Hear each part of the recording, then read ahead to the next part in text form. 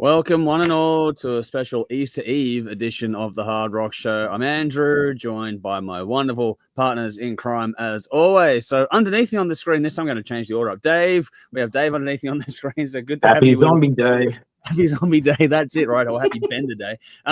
Belle, opposite corner to me. Good to see you, as always. And Jeff beside me on the screen. Good to have everyone here. And we're looking forward to another fun little night here tonight. We've got a lot to get through, as always. So the battle coming up later on is going to be Def Leppard Hysteria versus Guns N' Roses Chinese Democracy. Bell got the backyard banger this week, which is Thornhill with their new album Bodies. We're going to conclude our Thin Lizzy collection, round up the results of that, and then start a new game doing something to do with 985. So stick around for that. Dave has the game this week. He's got something different for us this week. I don't know what, but we'll find out in due course. More the same. That's all right, man. It's all good. And on top of all that, there are links to everything we're talking about in the description box. So in case you miss it in the chat as we go through, or if you're tuning in later on, feel free to hit the links there for references. The comments are a bit different, so make sure if you're leaving a comment, give us some sort of reference point, because we don't always read things out in a timely manner. And as always, Jody says hello to everyone. Hello, Jody. Hey, Jody. There you go. She's sitting in the chair over there doing something. All righty. Question of the day, before I do get to the opening comments here, the question of the day for today is, just in time for Easter, what one band, would you bring back from the dead? One question, one band, that's it. For me, it's... I'm bringing Motorhead back. Motorhead. I was just going to say Motorhead. I'm with you, Andrew. Yeah. Actual Pantera. Actual Pantera. Oh, there we go. That's a good one, Bill, too. But yeah, so there we go. So from us, we have Motorhead, Pantera, and Thin Lizzy, which is a pretty cracking fucking collection of bands, if you ask me. But get in the comments, let us know what one band you could bring back from the dead.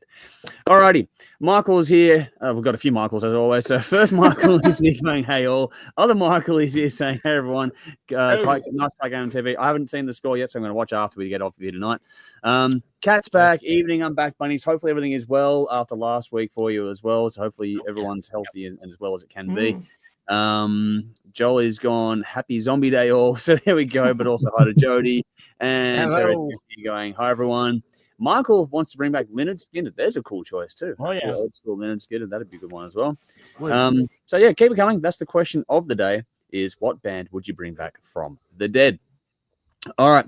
Moving right along, as we are inclined to do these days, let's get into the Hot Rocks section of the show, which means time to talk about the new songs that are currently in our Tastemakers playlist. These are the ones that get voted on by ourselves and Patreon to go into what is making up the top 10 next week. So the new songs this week are East York with Medicine, Fortune Teller with The Fortune Teller, Ghost with Lacrima. We had to get that one done, but it wasn't Dave that put it in. It was Jolie that put that one in. HZ with You Know. That's the new song from them. Jack Black with Steve's Lava Chicken. That's Dave's choice. That was it. It actually went in there, Dave. So he put it forward. Nice. It goes in. Catatonia with Lilac. Rob Pavoda with The Ocean of Universal Consciousness. Ryoji Shinimoto with Living Dead Beat. And we have Teramaze with Gloom and Those Damn Crows with Still. Those are the songs that are in Tastemakers this week. So get on it. Then we have, obviously, we said we vote on these things. So from last week's playlist, these are the ones that made it into the top 10 for this week that go to the Hot Rocks, which is what we're going to talk about in a moment. Ones that didn't quite get there in the end that were on the list where there was the Flower Kings with Burning Both Edges. Inglorious fell out of the list this week. Ablaze also fell out of the list this week, but otherwise Lighthouse, their song, didn't quite make it in, which brings us to number 10, which this one was number 3 last week. It's its second week, but it's down to number 10. This is The Gems with Live and Let Go. That's holding on, as nominated by Michael C. Number 9 is Teramaze, The Ending of All, which was a top-up song. It's held on. Again, that was number 7 last week. It's in its third week now, so it's holding on just, but it's in number 9. The rest is all new stuff. So coming in number 8 is Buckcherry with Roar Like Thunder, nominated by Jolie. That made it to number 8. Number 7 was my choice, Alien Weaponry with Tanifa. That one came in number 7, like I was saying. Number 6 is Bell's nomination, which is Machine Head Bone Scraper. Afterlife from Evanescence came in number 5, which was nominated by Vinny. which now brings us to the top 4 songs, which is where we start to get into the conversation. So link in the comments and description as we go through these as we go along. So coming in number 4 this week is Roxferry with their song Loose. This one's a little bit older. I did let it go through because I haven't covered this band at all yet. This seems to come from the Bleached EP, which was released in December 2024. This comes from a New South Wales-based 2-piece band that has a lot of singles, a couple of EPs, and they've already dropped 2 new singles already in 2025 as well. So if you like this song, go and check out a lot more. Like I was saying, made it number 4 this week, nominated by Ula, assigned to Jeff. So all those things said and done, let's throw to Jeff and then do the thumbs up, thumbs down as we always do. Jeff, over to you. Sure. So first time I've heard these guys, I had not heard them before. So Same here. I'm sorry about that. But as I listened to these guys, I was like, okay, I like this sound. So I wrote a little thing and I just said, look, what I think I like most about them is that the sound that they've got is very organic. It sounds natural. It doesn't sound processed. It just sounds like, which is kind of refreshing in today's music. Oh yeah, you get a lot of over-processed shit, Dave. Yeah, exactly right. So now, when I first heard them, I actually had no idea that it was just 2 guys. I had no idea because the sound that they've got is a much fuller sound than 2 people. So 2 brothers, Jake and Clay Tiffel, I think, or Tiffel, a drummer and singer guitarist, respectively. Now, getting back to that organic sound that I was talking about, they sound actually like they've been playing together for a long time. And being brothers, they probably have been, in all fairness, because these guys are tight as fuck. Really, they are.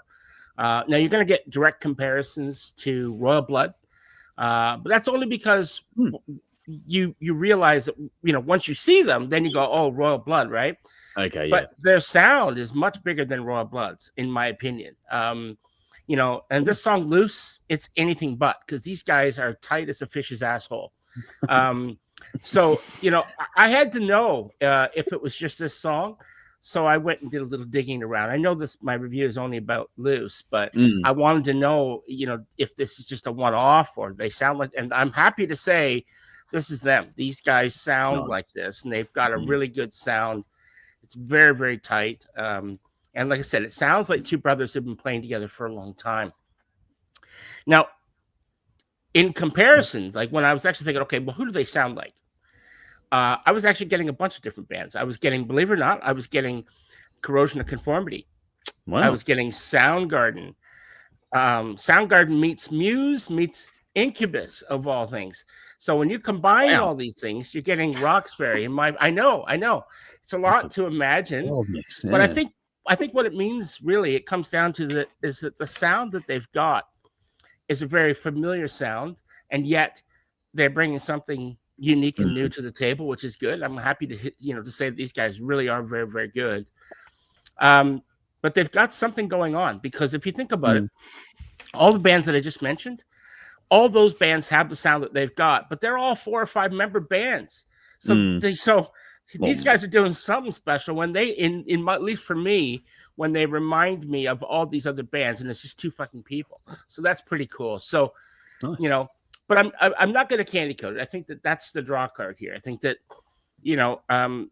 if the demo made it to one of the labels, big labels or whatever, and they said, oh yeah, they've got they sound all right, but they're probably sounding like all these other bands, it would be then at that point when they go, what do you mean there's only 2 guys? Then that's when it's like the uniqueness of it. So that's very, very cool. And I think that's kind of what they need to really put forward, because at the end of the day, that's what, Royal Blood and other bands that, the dual sort of bands have done. Would they be as big or popular if it was multiple people? Maybe not. So they have to play on their strengths. And I think that's what they need to do, because it's really, really good sound. It's a big sound for just 2 guys. So look, I'm going to be paying close attention to these guys, because like I said, I really like the fact that they're from New South Wales. They're from here. And, I like the idea that they're making what they're doing. They sound like they do. And going forward, I'm going to be paying very, very close attention, waiting for that album to drop, because they've been releasing singles, but as far as I know, there's no actual album yet. Not yet. So, I can't wait for that. So I'm looking forward to it. So I'm going to give these guys 9 shots, because nice. Great. Cool. Nice. All right. Yeah. Well, let's do the rotating thumb scale all around here from the rest. So I'm going to go thumbs up on this. I enjoyed this one quite a lot. This is a very cool, fun song. So yeah, nicely done. Let's see what else. What are the audience? Lawrence, yes, sorry, I did see some of your messages earlier on, but I didn't get a chance to watch anything that you sent through or whatever else. But yes, every Thursday we are here, so you can tune in every Thursday. That's what we do. Vinny's gone, evening, everyone. Happy Easter. And I heard Fish's arsehole. We're off to a great start this long weekend. Good to see you, Vinny. And Guru's here from over on the other side of the world. Greetings, rockers across the planet. Buddy. Good to see you as well, man. Hopefully you're having a good day over there. Michael says 8 shots from me for Roxferry. Nicely done. Joel says, yep, really liked Roxferry. Thumbs up from me. Vinny's gone thumbs up as well. So everyone's getting in on it. So keep giving us your thoughts in the comments as we move over to the next one, which is another Australian band. Good to see some Aussies getting a lot of love in the voting as we go along each week. So this one is Fading Hour with their new single Out of Nowhere. It's a new single from the Melbourne band that have come back after a decade away. From the band, this statement comes: to celebrate their return, Fading Hour has dropped a brand new single, Out of Nowhere, a relentless, time-twisting assault that pushes their progressive metal sound to even heavier extremes. Now, last time out, Bell ended up being very happily assigned to this band, so hopefully you all remember that particularly gushing review. From that, Michael G nominated this one, and it made it to number 3 this week. As fate would have it, I do these things randomly, and this was assigned to Bell again. So let's see if the follow-up matches the first taste that Bell had. So over to you. Oh, yes. Fading Hour, the band that came out of nowhere with their song Asphyxia and knocked my socks off. So, yeah, I was quite excited when I discovered on Monday that I was doing another one of their songs. So, yeah, you'll be relieved to know it's not a 3-page one-song review. It's 2 pages. So I better get on with it. Only 2. Anyway, I put this song on half thinking I'd be getting another Asphyxia, but instead I was like smacked in the face with it sounded like something, I don't know, like almost new metal or even metalcore kind of sounding song, significantly heavier than Asphyxia and structurally a bit more common to like a modern kind of metal song, at least. The use of electronics was much more obvious in this track, giving it an ultra modern sound. But that said, if you put this song on without telling me who it was, I would just know it was Fading Hour, despite only ever hearing one other of their songs. They just have a sound that it's unique to them and unmistakable already. It's almost like an aura, I thought. So like in Asphyxia, this song has a bit of an Eastern feel, which I love hearing built into heavy music. It gives the song a really exotic mood and sort of spiciness. But this one was very much, I thought, a guitar-driven song. It just feels like the song's built around everything the guitar is doing. So for me, the last time, I keep referencing Asphyxia, but you know, I fucking love that song. The drums shone to me on that one, but this time it's the guitar. Right from those first few eerie notes to when the heavy riff comes in, which I thought paired beautifully with the drums, I might add. Got to give the drummer some love. The chugginess of the rhythm playing, the sustained notes, the almost black metal style playing that just sits above everything else that's going on, just gave it tons of atmosphere. It was just all fucking awesome. And the other super impressive aspect of this song are the vocals. Yes, the singer's great, but in particular, the layering of them, the time and attention given to every track, how or where they slotted in each vocal track, the style of the vocal used, the volume level, where it sat in the mix, like forwards or back, the reverb choices, things like that. The unusual harmony choices that added the eeriness to the music. All the work that went into that aspect of the song was fucking superb. The song moved along beautifully. I said earlier it was more akin to a like a modern style metal song, which I feel ebb and flow better than, well, just more, I should say, not necessarily better than a traditional metal or rock song, which tend to be fairly steady. Peaks and troughs, right, Andrew? Yeah. Here we go. Yeah. This song does that for the listener. There's never a boring or predictable moment in it. Yeah. And finally, the aggressively determined way that they close out this song was just really energizing, and another killer guitar moment in the song. So yeah, loved it. I'll give it 8 shots. Nice. Yeah, I really can't wait to see what else they give me. Give me more, guys. Well, I'm following on Spotify, so we'll keep an eye, and I'm sure the others will let us too. know as well, which is really, really cool. Sorry, I cut you off. Was there anything else you want to add there, Belle? No. All good. All right, let's do the rounds as we do. Thumbs up, thumbs down. I'm going thumbs up on this one. I enjoyed this one quite a lot. So this is really nicely done. I did like the heavier feel to this one in particular. Personally. Yeah. This track, that was a nice touch. Matt Robbins is here. Good to see you. He's going, Fish, arsehole. Nice to see the content quality is still top shelf. Man, we are never going to change. So you should know that as well. Hopefully you keep them well out there, man. Lauren says, God damn, that Indian video is past yours. What? That Indian video is past yours. I'm not sure which video that is now. Which one was that be? I don't know. Maybe you should let us know. Yeah, I'm not sure. Anyway, Michael's gone, out of nowhere is the heaviest song they've written to date. They've evolved their sound from what they did before they split years ago. Nice. Tickets on sale now for their reunion show at the Workers Club, which is cool. Cat's gone thumbs up and horns up. Loving Fading Out of Nowhere. Can't wait to go see them live. And Vinny's gone, I think it's great to have a unique sound. Fading Out cuts through other familiar styles of rock as well. Yep. There we go. What do we got here? So next song is my one, actually. So I'm going to put the link in the comments and description as always. So next up, it is Vigilhunter with Disconnected. This track is from the Italian band's debut self-titled album, which was released at the end of March in 2025. According to the band, their mission is to create a late 80s heavy metal with a prog-ish touch. That's their quote, word for word. Nominated by Dave, so well done, Dave. You put it in. This one is a bit harder to get more information than that one, so I don't know if Dave has more info than I've managed to dig up so far, but it's pretty scarce. So how'd you find this one, man, just quickly? Spotify just fed it to you? Yeah, going through releases on a Friday and came up and I heard it and I'm like, these guys have got to be old. Because it sounds old school, but I was surprised that it's a new band. Yeah, nice. Pretty fucking cool.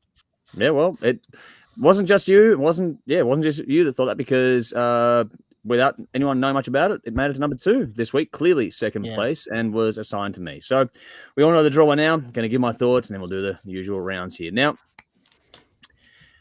the mission statement about trying to be, late 80s, all that kind of stuff with a bit of prog, mission statement is out, and I think mission accomplished. Like this one song, this is the only song I've heard from them, but they nailed the brief that they set for themselves. This is very 80s metal here. This has all the good things you love about the genre. This has blistering guitars, wailing vocals, a slightly old school mix to it as well. But I did like how the guitar solo was pushed up in the mix as that part came on, the main solo toward the end of the song. Add the requisite pounding rhythm section, and all of this does exactly what it says on the tin and does it exceptionally well. The chorus is great. I love the energy across the song. Those little prog touches are definitely there, and it actually builds in, I don't know if intensity is the right word, but they get more progressive as the song sort of goes along. After it starts off with a really just sort of straight ahead sort of metal touch, and then it sort of gets more and more interesting and diverse as it goes through. This one is, about 4 minutes, 9 seconds long, and it's got a lot of great chops on display. This takes you on quite the journey. Like I was saying, it builds in the composition front as it goes through. But that said, as much as it sort of changes as it goes along, it's really organic and it flows incredibly nicely. I'd be really, really curious to go back and check out the album to see where this fits and flows on the album. So I want to hear how the whole album would flow with this song in the context of that, just to sort of see how that all sort of plays out. I'd be very, very curious. Sorry, it's 5 minutes this goes for. I think it is 5-4. I don't know. Anyway, it's about that long. There's a lot to take in, and I keep finding every time I listen to it, I keep finding new things to enjoy. There was always something new every single pass. I've listened to it a good half dozen or more times, and every single time I spun it, there was something new I hadn't heard before on the previous listen that got my attention on each pass. Great writing, great performances. The technical side of this is fucking smooth. But while you're listening to it, for me anyway, I found it was one of those ones which has a knack of reminding you of all these old school bands, one after another after another. And then when you start to grab hold and go, oh, that's what it reminds me of, it's almost like a ghost. It just sort of slips away from you and you go, and it moves on to something else because something else comes along and goes, oh, hang on, it moves on, reminds me of that instead. And then you go, no, it slips away again. And it's like just trying to catch sand falling through your fingertips. And it never works. It just feels like that because they've created something fresh, new, and exciting while also paying homage to the great old bands, but still never ripping anything off. They did a really good job with this. When I was listening to it, I was going, okay, you'd hear what you thought, you'd sort of be leaning toward, okay, it's Halloween. Then you go Iron Maiden, then you go Queensryche. And then I even heard bands like Volbeat out of Melbourne in this thing. So like, there's all these sort of bits and pieces. It can lean into all these stuff, but it doesn't sound exactly like any of those things at all. It's not a rip-off at any moment. Great solo in this one. The layers in the composition and the mix are really well done. This has a bit of everything for me. It's one of those weird ones where you can say it's nothing new and you'd be correct kind of thing, but also at the same time, it's incredibly new, incredibly fresh, and incredibly interesting all at the same time. They bridge that gap between contemporary and old school incredibly well. It's hard to get it done quite this well, and they fucking nailed it. Not a lot more to say from me. If you like your metal with riffs and melody for days, this is definitely for you. But there's a bit more than meets the eye, and I think that this could also be a sneaky bit of a gateway band or song into more progressive rock and metal. If you've struggled in the past, maybe check out this one if you like your more traditional old school stuff, and this might be a sneaky gateway for you. Anyway, I enjoyed this one quite a lot. 8 shots from me, so yeah, I'm stoked to find this one. Dave, I'm probably going to go and check out that album when I get a chance to as well. That's a really cool fucking It's list. worth a listen, that's for sure. Yeah. All right. Well, anyway, over to you guys. How'd you guys go with it? Loved it. Yep. All right. Cool. Lots of love all around, which is nice to see. Well done, all. Michael says, fading out, 8 shots from me. Cool. Jolie says, brilliant with the thorns up. Michael C also said, Vigilhunter loved 9 shots. Reminds you of Queen's. Yes. Queensryche. Queen of the Riff. Yeah, Queen of the Riff. The only thing I thought would have liked vocal a bit more in the mix. I didn't mind how it was back a bit, actually. It made it a bit more interesting. Vinny says, Vigilhunter being Italian, I may be related to them in some way. We'll claim anything like that. Nice. Good luck, man. Let us know how you go. Jolie has gone 9 shots for Vigil, and Fading Arrow said, hey guys, thanks for the review. We appreciate you. You're most welcome. Yeah. Thanks for giving us another great song to talk about because it was well loved all around. Yes, I appreciate you. Here we go. So corny. I actually do. Ignore me being an idiot. Oh no, we've got worse, Belle, and you know it. But anyway, oh no, here we go. Anyway, time for number 1 song for this week, which is drumroll, which we don't have queued up. The number 1 song for this week is Volbeat with the longest song title that I've ever had to read out as part of this segment. This is In the Barn of the Goat, giving birth to Satan's spawn in a dying world of doom. That is the longest song title I've had to read out yet. That is not a challenge, so don't fucking do that. Anyway, this is the new single that comes from the Danish band's upcoming 9th studio album, God of Angels Trust, which is due out on June the 6th, 2025. This is the 2nd single from this album to make it into our list in the same number of weeks. Not only that, it's the 2nd number 1 song from the band as well. The first time we've ever had things like that happen for the polling that we do behind the scenes. This time around, the track was nominated by Michael C. Again, went straight to number 1. And this time around, Dave was the one assigned to the song. So let's throw it to you for the number 1 song of this week. How'd you go? All right. Volbeat. I got to say it because I'll miss out if I don't. In the Barn of the Goat, giving birth to Satan's spawn in the dying world of doom. Got to state the obvious, that title was pretty fucking impressive. Yes. If you know Volbeat, you should know what to expect. Basically, Black Era album Metallica meets Johnny Cash. Rockabilly metal, it's really unique and interesting sound. And they write really good songs. Lots of cool swings of the riff. I love the guitar tone. It's nice and heavy, filled with buzz and life. You can almost hear the pick hitting the strings, which I love. I'm so glad they're not one of these bands that suck all that out in post-production. It's refreshing to hear something that sounds natural, much like what Jeff said when he did his review earlier. The vocals are powerful, which contributes to their overall sound. Lyrics are fun. They tell a story and paints a bloody picture, which I kind of like. Right up my alley. Lots happens in this song. It's just over 4 minutes, and each section flows on perfectly. Cool solo at the end, which I love, and the closing riff, the energy towards the end, is killer. I give this 9 shots. Awesome song. Looking forward to this album. Yeah. I'm going to agree and say yes. I'm definitely keen to check out this album on the back of this one. So for me, I'm going to go 2 thumbs up. I enjoyed this one quite a lot, and I was happy to see it go number 1. So thumbs up all around again. So having a pretty good week this week, which is nice to see. It's one of the more positive weeks overall, which is great. Yeah, anyway, get in the comments. Let us know how you went with any of those songs. Fading Hour, say T-shirt, incoming bell. So there we go. Thank you. I'm very excited.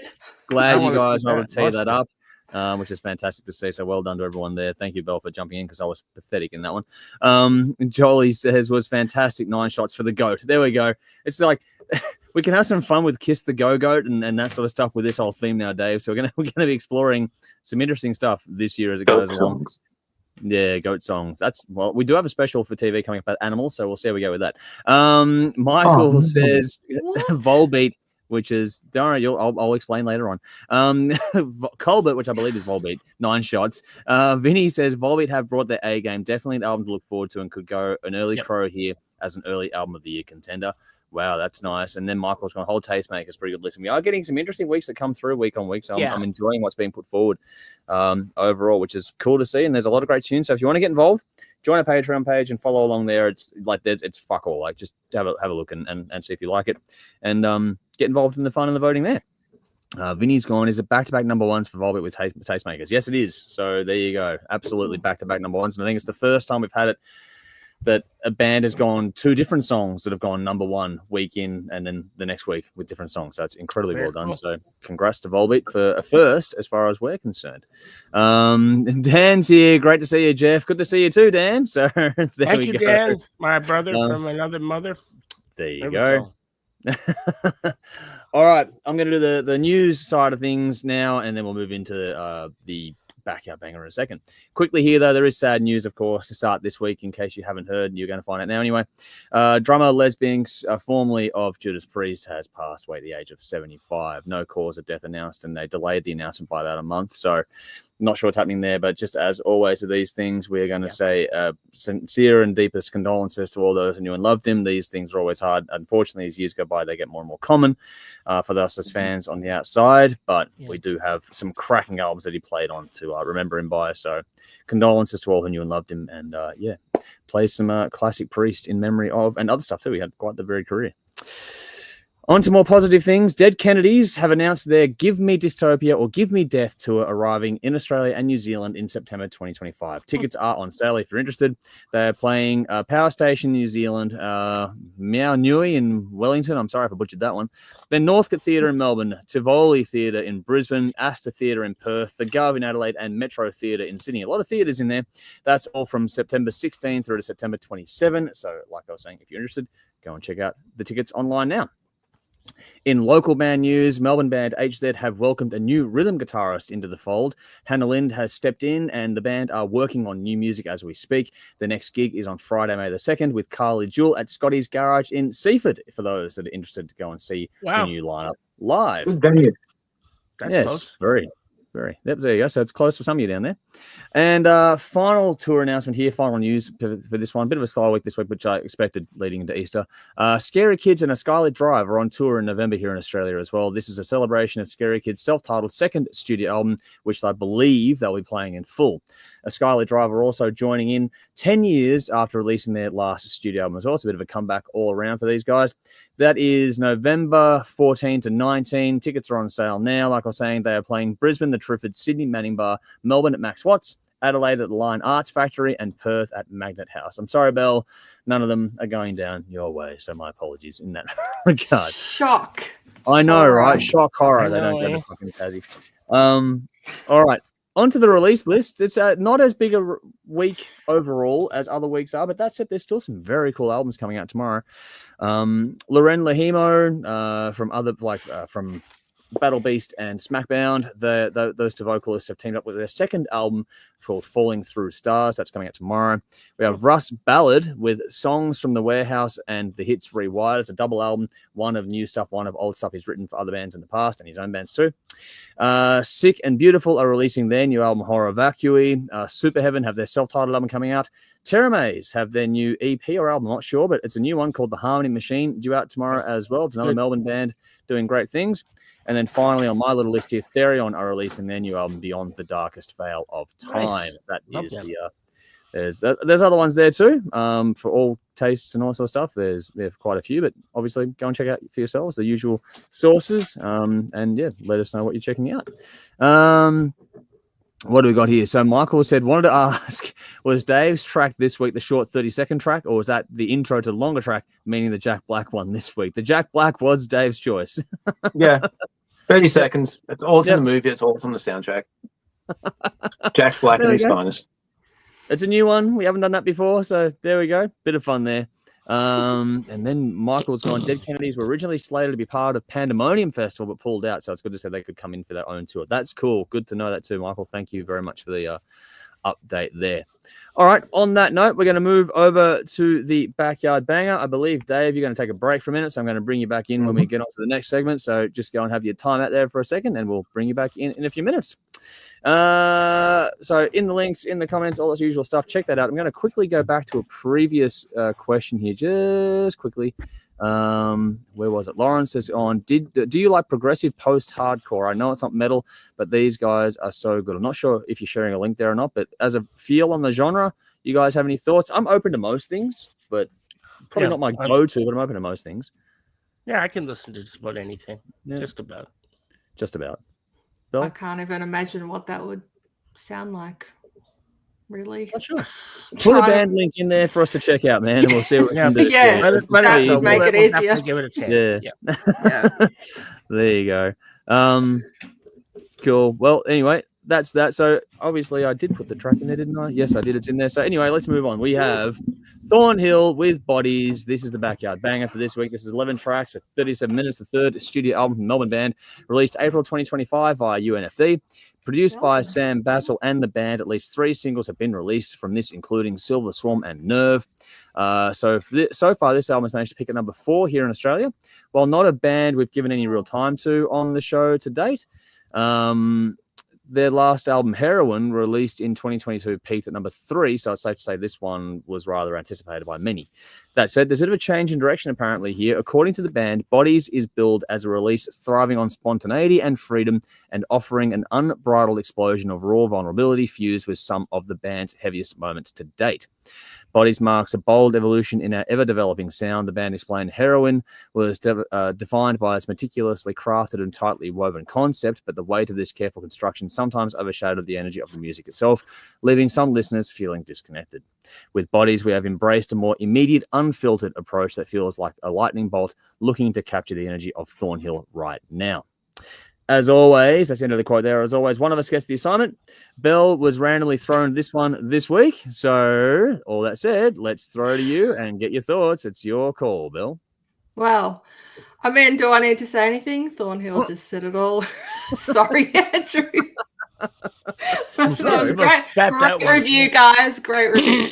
All right. This is the preamble. Anyway. Okay. So, yeah, Thornhill. When you put on an album for the first time of a band you're hearing for the first time, as I did here, there's a high chance you're going to quickly start making some comparisons. For me, that band was Northlane. Okay. When the album first started and came out, I was just like, oh, wow, this sounds like Northlane. The guitar tone, the use of atmospheric synth, the progressive feel, thumping bass, even the drumming style was similar to Nick Peterson's. And it's not the first time I've mentioned on the show that a band has reminded me of Northlane. I know, but that's just my brain at work and on display for you here. So sorry. Another quick comparison before I move on. I was driving somewhere with Dane on Monday night and I had this album on, and he said that he could hear Deftones influences Okay. Now, I never listened to the Deftones, so I couldn't agree or disagree with him. You can only make comparisons on what you know, but yeah. So that was just what he took from it. And by the way, this album sounds fucking awesome on my car stereo. Normally, the best sound I get is like, you know, my headphones. They're quite good. And my car, it's fine. But fucking hell, this thing thumped. Anyway. That's good. Yeah. Like, so good thing. Give that shit a go. It's fucking great. All right. So back to my first listen. I wasn't far into the album at all when all thoughts of influences and comparisons went away and I got swept up in what was quite obviously Thornhill. They are very much their own beast with their own ideas, style, and sound. So on my first listen, I got so immersed in the music, it took me a few songs to realize that there was no growling on this album, which is highly unusual for a metalcore band. There were some emotive screams here and there, but no actual harsh vocals is what you hear typically with this genre. So if you're actually going to sing on an album, you need to be able to actually sing. And this guy has a great voice. This guy. Sorry, I don't know the band member's name. So did I write it down? No, I didn't write it down this time. I normally do. Yeah, sorry guys. I'll instead of this guy, let's call him our singer. I think I'll look it's it a up. bit more. I'll it's a look bit it up. nicer. Thank you. Look it up now. I'll find it out for you. His melody choices were excellent, and I love the way harmonies were incorporated here and there. It really gave those moments a rich sound. Jacob Charlton. Thank you, Andrew. Jacob. Jacob is great. But it wasn't all clean vocals. Instead of growling, we got a Zach De La Rocca style vocal delivery. Well, that was what I took from that. So you cannot successfully pull off that kind of vocal without absolute confidence and conviction in what you're saying, which is exactly what we got. So Jacob is clearly a natural frontman. I love the way the second track seemed to come off the back of the first one in a really connected way, despite being two separate songs. It just really helped with the track flow. Plus, that particular track really showcases early on the vocal diversity of Jacob. That song also closes out with a pretty beefy breakdown, which I loved. So this album is just solid track after solid track. Silver Swarm gives you punchy verses, the dreamy chorus with some gorgeous singing that sounds really effortless.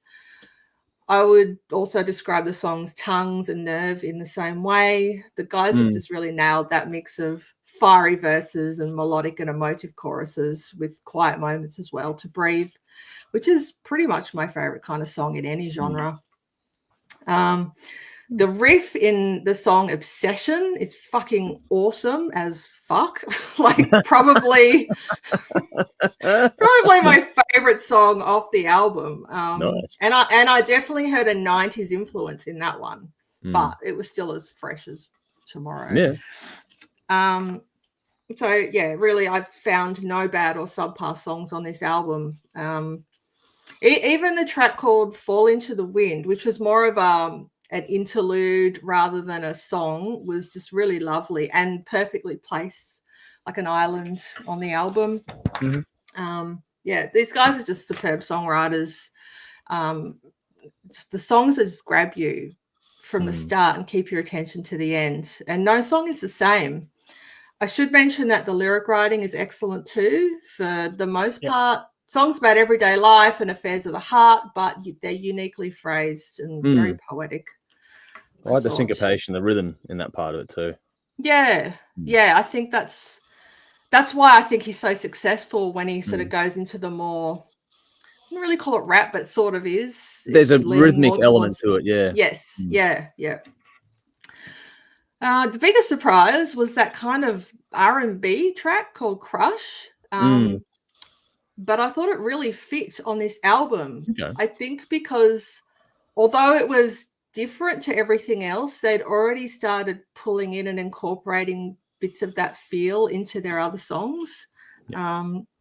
So, yeah, while it's surprising to have an entire song, and it did stand out as it's a different thing, it wasn't jarring or weird. So, yeah, an unapologetic choice, I thought, to include it. And they owned it, and they nailed it too. It was cool. I really liked that one. Nice. So, in fact, and now talking about the overall sound of the album, while I appreciated the heavy parts and the edginess of those sections, it was Thornhill's ability to show that they aren't one-trick ponies and are just as good, if not better, at writing and performing softer and more subtle music. And while that music is softer on your ears, it's far more exposed. So it needs to be interesting and good. Sorry, I don't know if that came through, but the dog is having that? Oh, was that a dog? That was It sounded like a motorbike. That was Caesar doing something back there. I don't know what it was, but just sorry. So everyone's sort of like going, what? Like, it's like, yeah, that came through. I heard it. I just thought it was like someone's motorbike, but whatever. No, that's the dog doing something weird. The dog, Caesar. Yeah, choking on his tongue. Caesar. Caesar, shut up. Yeah. Anyway, to sum it all up, everything on this album just screamed quality, professionalism, and mature musical decision making without sacrificing the youthful energy that runs through this album like a main line. So I think Aussies have hands down the best metalcore bands in the world. So yeah, that's my take on Thornhill's Bodies. Nice. And I give it 9 shots. Nice. All right. Yeah. Cool. There we go. Jeff, you got anything you want to add to that? No, I agree everything Belle said. I think very good review, Belle. Thank you. It was tasteful, and I enjoy this album as well. Good band. I agree. Yeah. Good. I'll have a few thoughts on this one. I'm not quite as glowing as Belle, but not a bad thing. Like right from the beginning of the album, you can tell it's something different. Like the first moment, you just know it's not your traditional metalcore band or album in this context. That you don't get it. You do get that metalcore side. It's not that it's missing at all. It's just that there's something about this that's there's a lot more than that to this one. This is not the cookie cutter stuff that you get from other bands. This is very, very crisp tonally, like Belle mentioned. I think the wide frequency around display here is really cool. It's all very clear. It can be both crushing and beautiful at the same time, which is a unique way to do it. Which is probably why it sounded so good in your car speaker, Belle.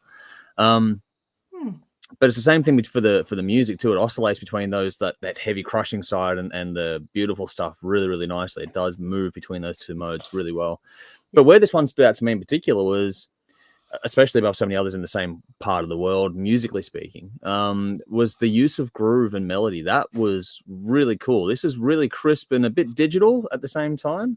No, it's got that modern production feel, style, all kind of stuff going for it, but this swings fucking hard too, and they reel it into the groove. It goes off. That combination of the two things are the digital world that we live in sonically combined with that natural organic swing and sway in these songs works really nicely for these guys. And on top of that, the atmosphere and layering in the production really did help these songs stand out as well. I love the way this sort of plumbs the depth and can bludgeon you while also sort of making you soar with that melodic work in there as well. So it's really quite well done compositionally and performance wise. It's all about that contrast. This whole album for me was all about that contrast, that light shade, the peaks and troughs, dare I say. Oh no. This is a really easy way to get into. I found it an easy album to get into for me personally. Even the past and not my preferred style. Like I didn't really like that R&B track you mentioned, Belle, but even those songs I can understand and enjoy for what they were. It's an interesting and engaging listen. I think it flows well. It's the right duration for me as well, not an overly long one. There are things like I do struggle with, but it's like most things with this sort of genre. But that said, none of it's a deal breaker. And I think it's slick, modern, well done, great writing, good performances. Yeah, even if metalcore isn't usually a thing, I think this one might be one to check out just in case. But I'm curious about how this stacks up against the previous work because I know they've tried something different, but I'm very curious. But for me, this was a pleasant surprise. So there we go. And I won't forget when I put in the chat that this song or this album was assigned to Bell, because to give everyone a chance to I give everyone like a few weeks notice. Okay, this is what you got, and then say if you don't want it, let me know and I'll swap you out something else. And Bell's like, I think you took all of what 1/2 spin and gone, yep, I'll take it. Like straight away, you're in there very quickly. Yeah. My jam. Yeah. I didn't give it a 9. I gave it 8. 8 shots for me. I picked Silver Storm, Only Ever You, and Tongues and Confession were Obsession were the standouts for me on this one in particular. Let's bring Dave back in while we. Hello. Good to see you again. Got you back. Because thanks, Dave. I like the rock track, the track after too. Back to your Minecraft song there. That was Space Makers from Michael. Just to quickly go there. Vinny says, those damn crows new album God-Shaped Hole was released for me. It's a flawless album. It'll lift your mood. We are going to be doing that one on Sunday, so stick around for that one, Vinny. You'll see that then. Yeah. Michael says, definitely got the Deftones influence. I heard it immediately as well. So, Bell, there's some more feedback from Michael on that one. He says, seeing Thornhill from a small venue in Ringwood years ago to where they are now headlining in America, I've been impressed by their quick rise through the ranks. They've been constantly touring overseas of late, so I'm sure it won't be long before they're headlining big venues here. Very well done. Don't know about that because they're not too good at supporting around here, unfortunately, but hopefully they do come back to rave audiences here as well. Their debut, The Dark Pool, is still on constant rotation on my Spotify. Okay, nice. Good to know. Be curious to see how that sort of works out. Got some new faces here. Angela, good to see you. Hey, she's gone. Good to see you as well. Thanks for jumping in, saying hi. Joe's here too, saying new Anthrax coming soon, by the way. Yes, there is new Anthrax coming and other things being announced this week too. Like there's, I think, Hailstorm will finally announce their stuff. So that game we're playing with the albums we've chosen. Yes! I knew it'd pay off picking them. That's where it's gonna start to come out in the wash now. We're all of those lists are now starting to get filled out of it, which is going to be cool to see them paying off. Angela said, Appetite, best rock album. I'm pretty sure a few people will agree with you on that one. And Dan, good to see you, man. Hopefully you're keeping well. He's gone, yep, Thornhill, beautiful, heavy, fresh. So there we go. Good to see you, man. Hopefully you keep well. Alrighty, let's move over to Fretboard Feud. And now we're going to close off the book on Thin Lizzy and move over to 1985. That's what we're going to do here. So quickly, to recap where things stood, we were going through each of the studio albums week to week, going through, giving a brief little bit of thoughts on the album, and then picking our favorites, asking the audience what their favorites were, and then sort of relating who got what, score popularity-wise. As things stood at the end of Renegade, we had... Jeff was on 415 points. I was on 400. Bell on 385. Dave on 340. Dave stipulated last week that he's happy or wants to lose this one because he's going for the deep cuts, not for the main song. So there we go. That's just where that sits. The lower the better. Yep. And that was the preamble going into Thunder and Lightning, which was the final studio album. From that, Bell took The Sun Goes Down. Dave took The Holy War. Jeff chose Heart Attack, and I took Cold Sweat. Then we asked the polling of the audience, and then we get the audience choice top 5. So the top 5 songs, as per the audience, are The Sun Goes Down, which Bell took. That came at 5. Number 4, Cold Sweat, which I took. Number 3 was Heart Attack, which Jeff took. Number 2 was The Holy War, which Dave took. So Dave, aiming low, has for this week because the number 1 song was one none of us chose in Thunder and Lightning. None of us chose that one, but it was a clear front runner on the audience polling there, which nets us, because we have same votes, but the splitting is done by play counts. So Bell and I think it is. Yeah, Bell and I split 25 points apiece, which means Jeff and Dave split 45 points apiece, which makes things a bit more interesting in the overall scoring.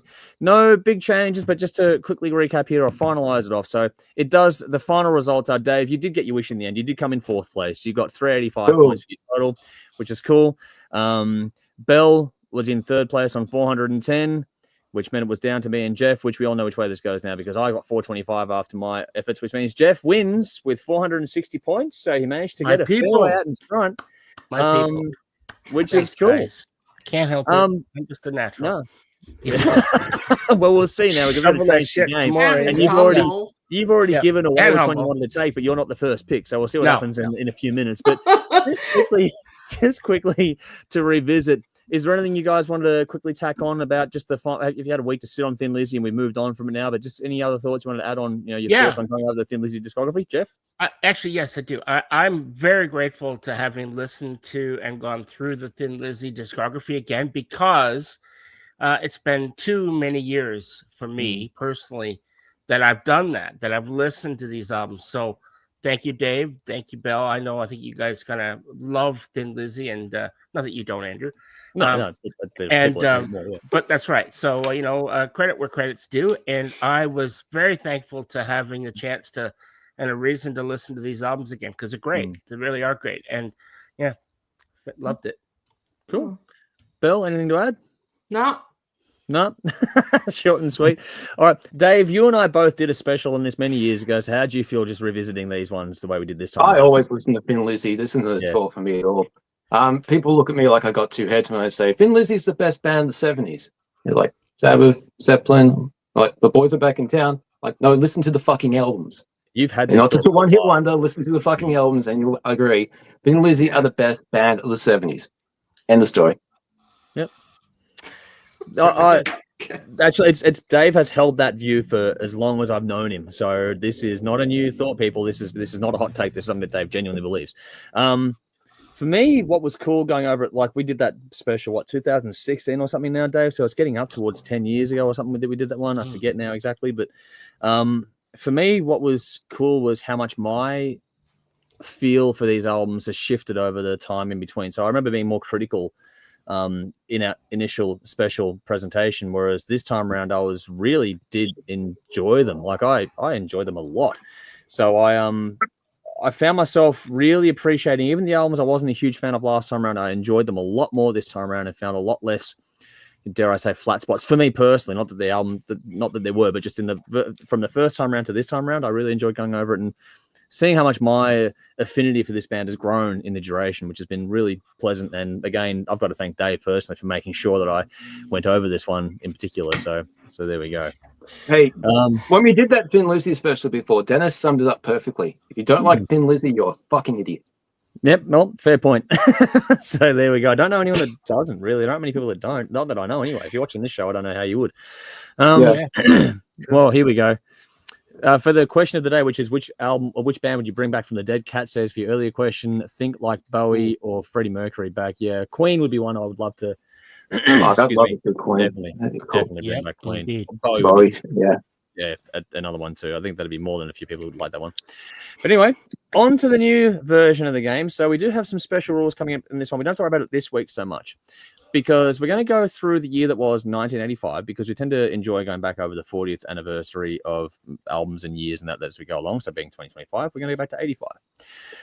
What we're going to do is each week we're going to go through a different month of the year. So this week we're starting in January and we'll work our way through. And we're going to pick different albums from those months, and then we're going to ask you guys out there to pick your probably two or one, maybe, I don't know, which will work out. We'll do some polling on this one, so make sure you keep your eyes out for that online in the usual short video format.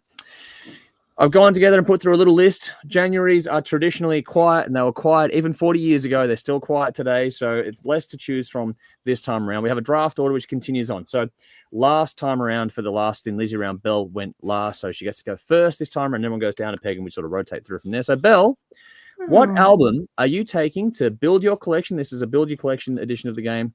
What are you taking to start us off? What is the album from January 1985 you're adding to your list?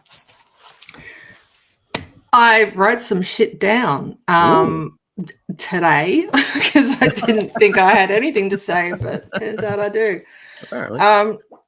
So I was going through the list of albums that were released in 85 and it as in the entire year. And I was excited about this theme to start with. And then I had a look through and I was thinking for most part, I either haven't heard the album, but I have heard of the band. I haven't heard of the band, or I have heard the album, but it's not like my favorite album of that band.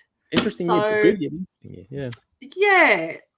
So I had a bit of a internal bitch about it, and then I decided to tell myself, yes, yeah, I did. I'm like, fucking man.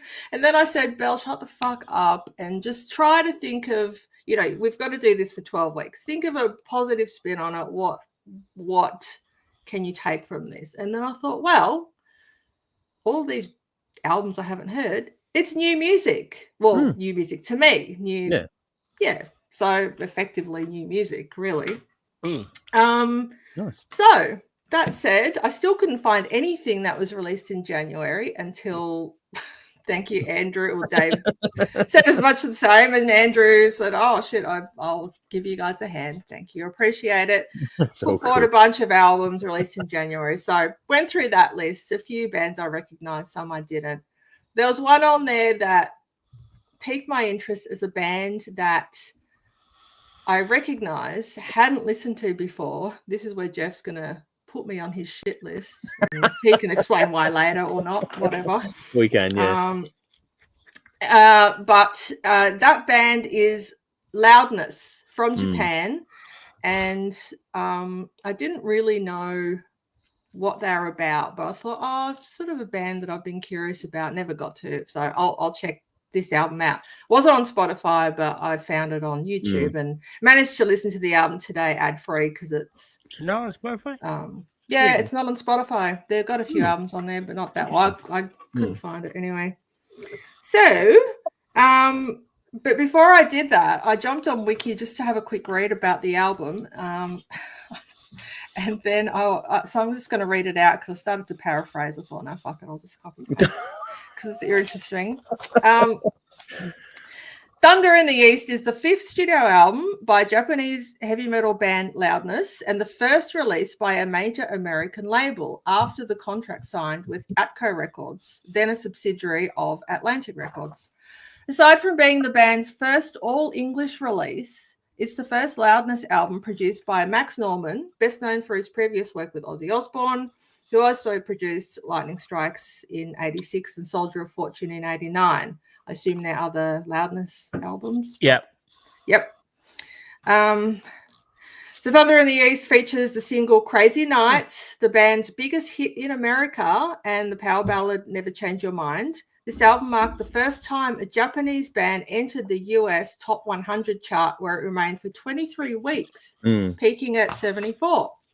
So just that was enough to make me think, okay, I'm going to go and check this out. It's about time. And so I listened to it today and it was fucking awesome. I loved it. Like, wow. I wasn't expecting to like it so much. It's just really great classic metal, leaning into a bit of the melodic hard rock. Like, I don't know, you'd probably put it in a happy place with bands like Dokken or Wasp even. Aussie solo stuff, that kind of thing. So definitely an 80s album, but also timeless musically. And incidentally, I've been coming across new releases from bands who are trying to kind of capture that feel just in the last year or two. And the one that Dave put forward that you reviewed earlier, Andrew, that Vigilhunter, that's an example of kind of what I was hearing here. Just it's making a comeback. I don't know how. I don't care if it's going to be successful or not. I mean, it'd be nice for the bands putting it out there. We hope so. We can hope. It won't. Yeah, I'm enjoying it anyway, and I appreciate what they're doing. So yeah, anyway, I'm picking that album. Thank you for indulging me for a moment there. Oh, good. I'm glad it went to someone like you, Belle, because it's a good album. I'm glad you really like it. I appreciate it. Yeah, I know I stole it from you now. That's okay. That's okay. It's all good. It's okay. No grudges. It's all fair and love and war, right? It's all That's fair. it. And there'll be something else when Jeff goes first. You'll go fuck, and that'll be how it all goes. I've already done it. I've already done it. I know. I remember many times Belle's went fuck. And so here we go. You have. We've all done it to each other. Peaks and troughs. That is fair play. Around. Yeah. Okay. Payback's a bitch. All that sort of shit. Yep. Right. Okay. On that note, I get to go next. And it's funny because I'll go through the short list I had there, because January is traditionally and has been for obviously decades a quiet month. So there aren't as many to choose from in this particular month. But I did look ahead, obviously, to prep for weeks coming up. And there are, I think, some cracking months ahead. So we're going to have some good ones coming up where we are going to be genuinely spoiled for choice. So it's going to be interesting to see how things play out. But for me, I'm going to go with one that started off a solo career. Even though he was in Van Halen, David Lee Roth released his solo EP and then quickly left the band not long afterward. And this particular one is probably most notable for his take on the version of California Girls, the Beach Boys song that he covered there. Going to go with David Lee Roth, Crazy from the Heat, which is a little 4-track EP, all of covers. You've got Easy Street, you've got a medley with Just a Gigolo, I Ain't Got Nobody, and you've got California Girls and Coconut Grove. So it's an interesting one, probably just one of those ones that's interesting, but I'll never forget the first time I saw the video of David Lee Roth doing Wish They Could All Be California Girls, which was just really interesting and fun and all that sort of stuff. So yeah, for me, I'm going to go with that one because not only is it something that I think that, well, I know I like it, but I also think that Jody probably would be happy with that pick as well behind the scenes here, her being a massive Dave Lee Roth fan herself. So I am taking that one off the board, which means, Jeff, you now get to go down to number 3. Which way are you going? Well, as it happens, yes, Bill, that was my first choice, but I had a second choice, had a backup. And both of these albums, well, I should say, the Loudness, I love that, obviously. So Bell, good choice there. But my backup was another band that I really, really like. And I remember listening to this album as well. I don't think I listened to it way back in '85. I definitely discovered it later. But absolutely loved it, and that is George Thorogood and the Destroyers, and that is Maverick. And the Gear Jammer is one of my all-time favorite songs. Of course, I Drink Alone and Willie in the Hand, all this stuff. Great fucking songs. Crank it up when you're drinking. This is good drinking music for sure. So nice, cool. All right, so Dave, you get to go last, but you do get to go first next week. So I know it's a bit of a tough start, but we'll see how things play out for you. So I zoned out for a minute. What did you pick, Jeff? I took George Thorogood and Maverick. Okay, cool. Sorry. No, you're all good, man. I know none of these albums. I recognize some of these bands, but I know none of them. So I'm just going to go not really. I'm going to go Hawkwind. Yeah, I thought you might. Yep. I know of them, and I've heard a couple songs, so I'll go Hawkwind. Yeah, sure. Cool. Can't go wrong. No, well, that's it. So just to quickly recap there, then Bell has taken Loudness, Thunder in the East. I took David Lee Roth, Crazy from the Heat. Jeff took George Thorogood and the Destroyers and Maverick, and Dave has Hawkwind, Bring Me the Head of Yuri Gagarin, a live album there, which would be very interesting. Just for shits and giggles on the rest of my very short list here, we also have Sodom in the Sign of Evil, Keel, The Right to Rock, Husker Du with New Day Rising, and David Hasselhoff with Night Rocker. Just for a bit of fun there, I threw it in there just to see how people would respond to that. No one said anything, so I just, okay, fine, that fell flat. Quick comments here. Kevin's here. Haven't seen you in a while, man. Greetings, kids. We are back on the different time zone now, so good to see you, man. Hopefully you're keeping well. David's here too, saying, g'day all, happy birthday, Richie Blackmore. So there we go. Nice bit of love there for Richie. Roland's here too. Good to see you. And Craig's asking Lawrence, I don't know. Tell us what you were looking at exactly, because I obviously didn't see the same comment. That obviously it's not making as much. Sorry, it's as confusing to others out there as it is for us here behind the scenes, because we don't get to see links. So just let us know what you were getting onto earlier on. Which means now it's time for another fun part of the night, which is time for something completely different, which is the part of the show where we throw to one of the co-hosts here and say, take over, have some fun, and give us all a bit of a game to have some joy out of. And this week around, it's Dave's turn. So Dave, what are you doing for us this week? Once again, we're going to go guess the riff. So I'll play a bunch of songs. Nice. And you'll have to guess what they are. Cool. All right. Okay. Cool. Love it. Here we go. Now, people, just before you do, Craig's gone, the Hoff. Yeah, the Hoff is in there. But also, just you guys can go nuts in the comments and let us know. I'm not going to read all your guesses out. Just letting you know in advance. So you can go nuts in the comments, please do, but I'm not going to read them all out. So we'll see what happens here. But just so you know in advance, because that always scroll. It just doesn't work out. Too hard. Anyway, Dave, bookkeeping out of the way. Over to you. Wait. Bookkeeping not out of the way. How are we just like doing the horns? Like last time, just do the horns. It out. Do the horns up until okay. Yeah, with the noise going, you're not going to hear what's what. That's it. Yeah, do the horns, and then what we'll do. Angela, keep score. I'll keep it. There's only 10. Only 10 this time, so we'll see how we go.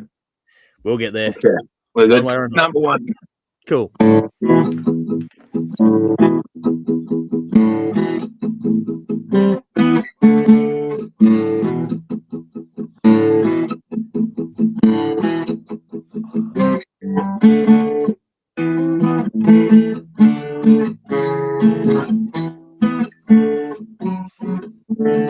Ooh.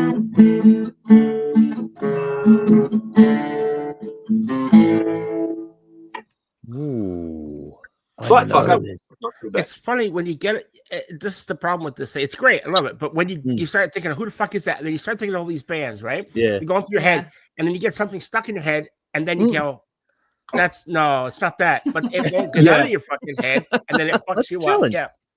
That's I'm why sure it's Jeff good. knows the amount of fucking bands that have done that whole open to E. Yeah. There's a lot. I like that.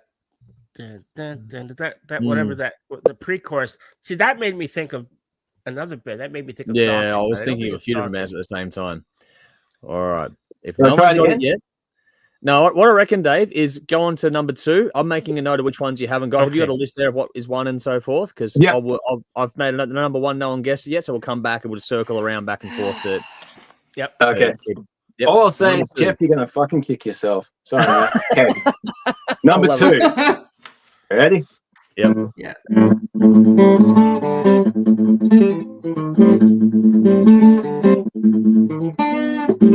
Oh. Jeff. Metallica Whiplash. Wrong. No. What? Now. Come on, dude. Whiplash is fucking. I'm gonna go the horns. Okay. Well, that's what I said, so I'm wrong. So that's fine. It's definitely Metallica. Oh fuck! I know what it is now. Jesus Metal Militia. Christ. Yeah. Wrong. No, it's Hit the Lights. Hit the Lights. Yes. Okay, Yeah. You didn't get the point though because you already guessed. I know. Yeah. I know. Well, Sorry. Bill gets it by default, so there we go. Bill got number 2. There you go, so there we Bill. go. I'll just shut my mouth and get 10 out of 10. There you go. I'm All right, so saying Bill you, gets Bill. it. Yeah. All right, which means we're on to song number 3. Okay.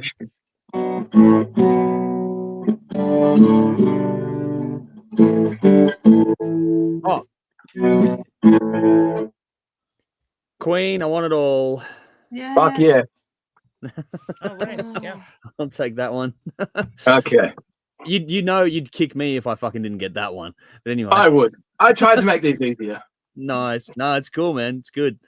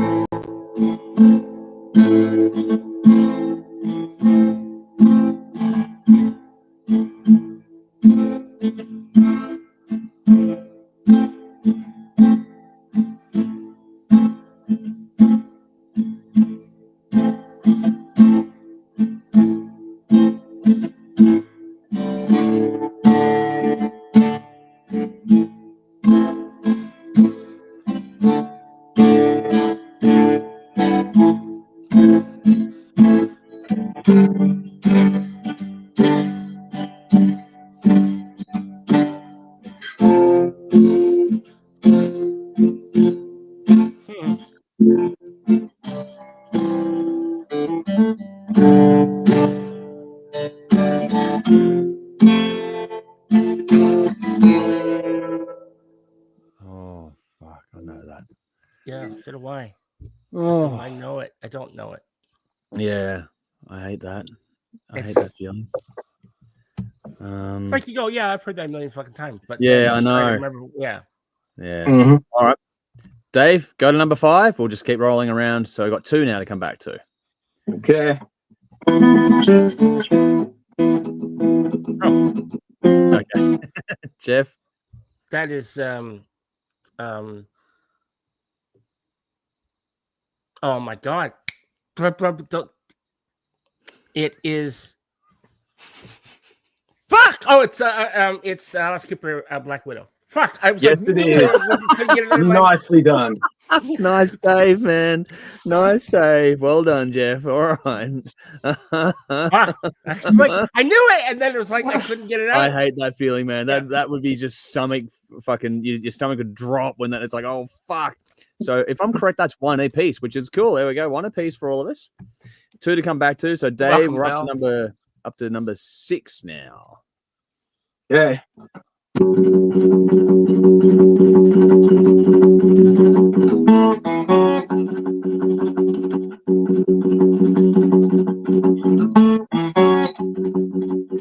Oh.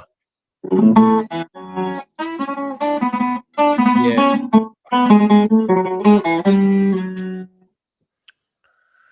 Why the fuck does this happen to me? I know the song. Fuck. I know the album. I just can't think of the song title. It's like, oh man, come on. I know this. Because I don't get the song wrong like I did last time. So that's why I'm being super paranoid but not getting the song wrong. Yeah. Tell me. I can hear it. I know exactly what that is.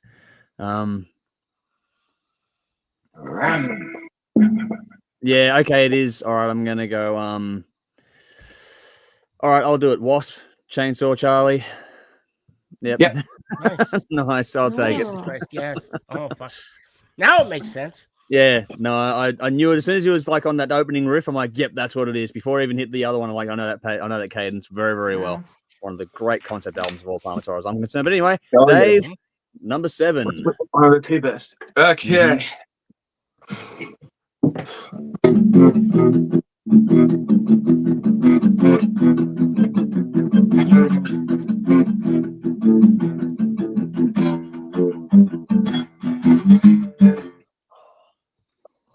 Nope, that one.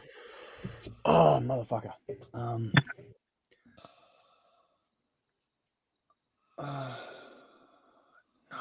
Fuck. I hate that. I know this one too.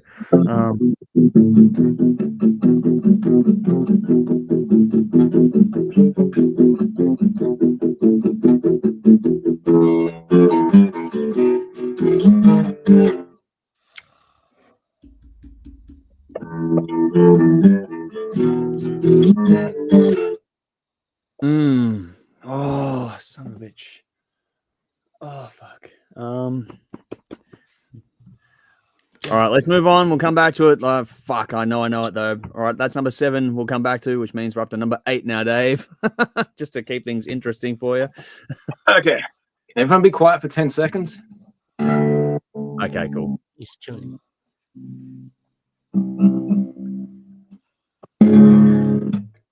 Okay. I don't usually play in drop C. Here we go. Ready? Hint, I'm a big fan of this band. I haven't done a song from this band in any of these guest riffs.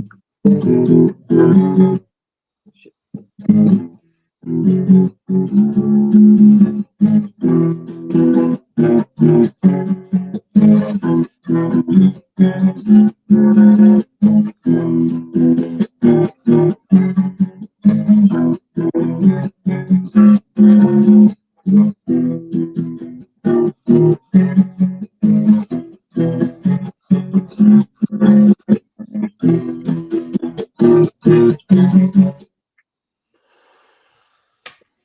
Not as familiar with that one.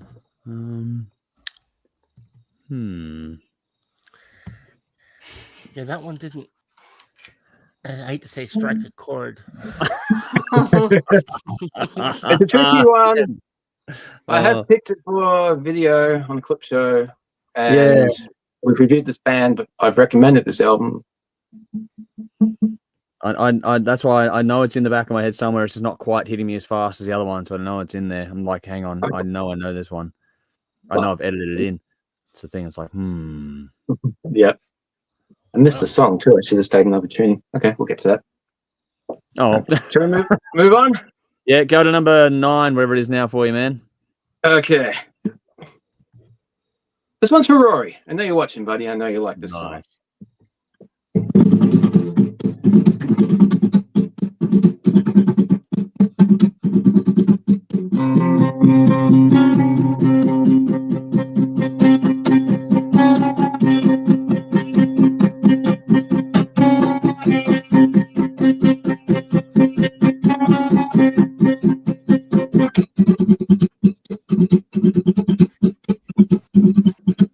Oh. Yep. Rob Zombie Dragula. Yep. Nicely done. Very well Cool. All right, so that brings us round to number 10 before we cycle back through the previous iterations here, Dave. Okay. Should we try that previous one again? Because number 10, I got to tune back up. Tuning. Yep. All right, cool. All right, yep, go back to number 8 then.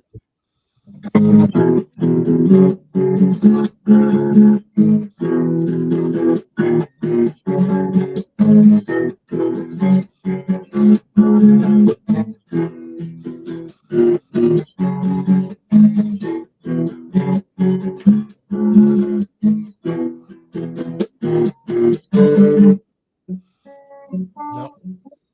That one's just. I might have never even heard this. I don't know. Play that little bit there, because that's.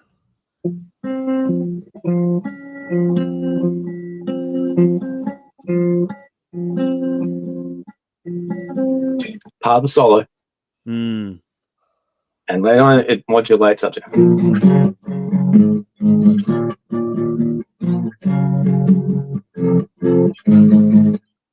Think goth rock. This would be. Finland. Yeah, I know. I can see it now. I just can't fucking think of the band name. 69 Eyes. Yeah. Now I think of the song.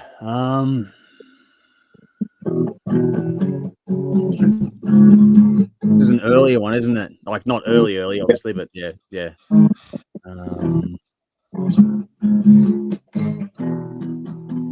Play before. Man.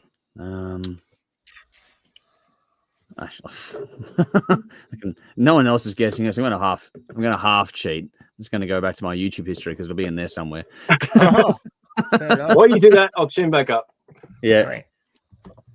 It'll be in there somewhere. Yeah, this is all yours, Andrew, because I know them, but I don't know them that well to be able to guess that. So yeah, no, it's all right.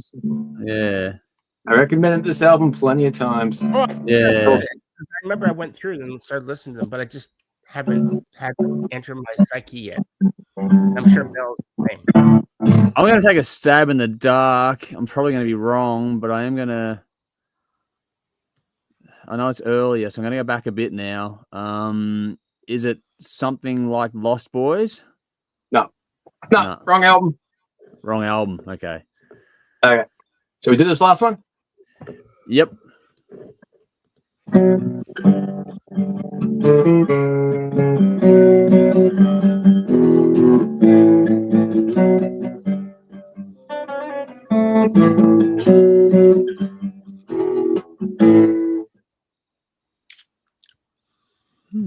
When you did that little trill, that fucked me up because I was thinking of something else, and then you did that and went, nope, it's not that. Do you want a clue? Yeah, give us a clue, man. May as well. It's really fucking new. Oh, right. Okay, play it again. Oh, wait. Okay.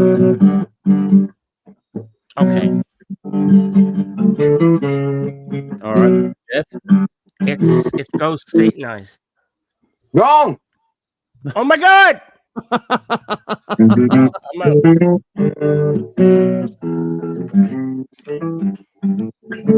That's Satanized. Yeah. Yeah. Well,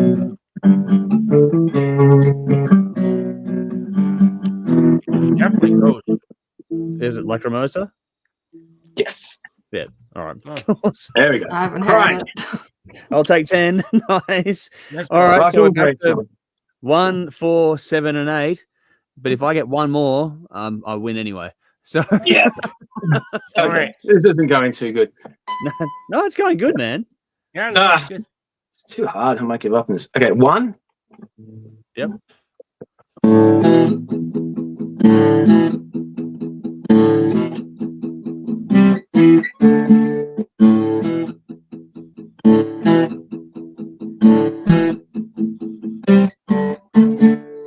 Well, I Yep. see. That it just keeps taking me back to fucking Dawkins.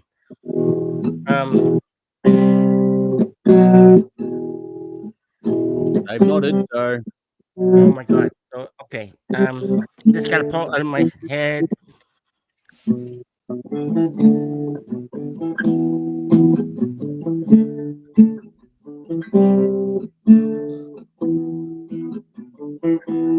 God damn it! It's Dawkins. cool. That's one of the biggest songs, dude. Fuck. I know, dude. I've got so many Dawkins songs playing in my head at the moment.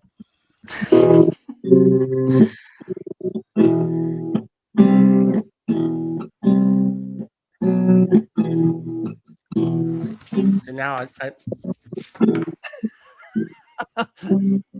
Let's take a guess, man. just need I just need to think, and I can't because I'm hearing other guitars. Well, no idea. You're quiet. No. I'll No have a idea. shot if Jeff does. I don't know any of these. Sorry. Jeff, come on, dude. It's not Dream Warriors. No, it's not Dream Warriors. I know that. I'm actually singing this song in my head. I'm singing it. But Dream. No. Yeah. All right. In my dreams. In my dreams. There we go. That's the biggest break ever. Oh my god. All right. Okay, Yeah. cool. We got there in the end. So number 4. I was gonna joke and say I was just gonna play 10 deathcore riffs and you have to tell them apart, but I probably should have, because that seems to be what people are listening to these days. Let's do the same riff over and over and be like, you can pick a song at random and you'll probably get it right. Oh, Okay. fuck. Number 4. What else do we have to? Number 4. Oh fuck. Okay.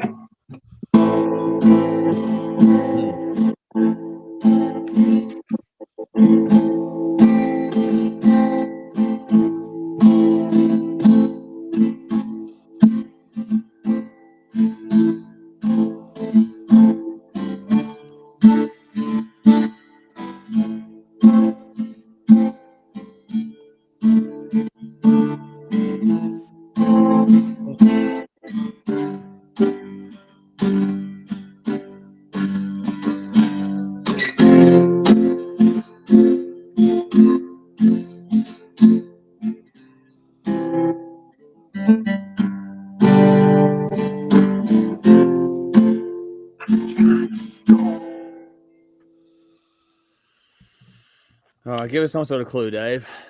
Classic rock, one of the biggest rock bands in the world, not the Beatles. So it'd be the Stones. It's the Stones. Yeah. It was actually written by the singer's girlfriend. About heroin.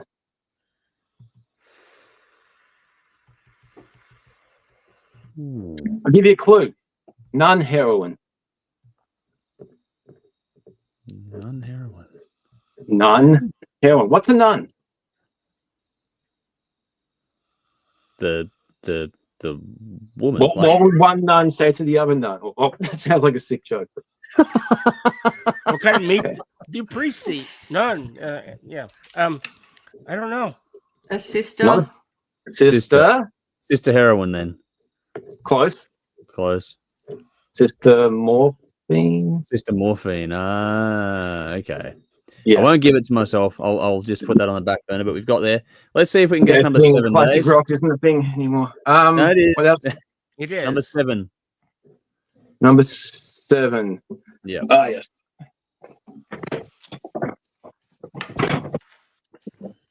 Okay. The clue is Finland. Yeah.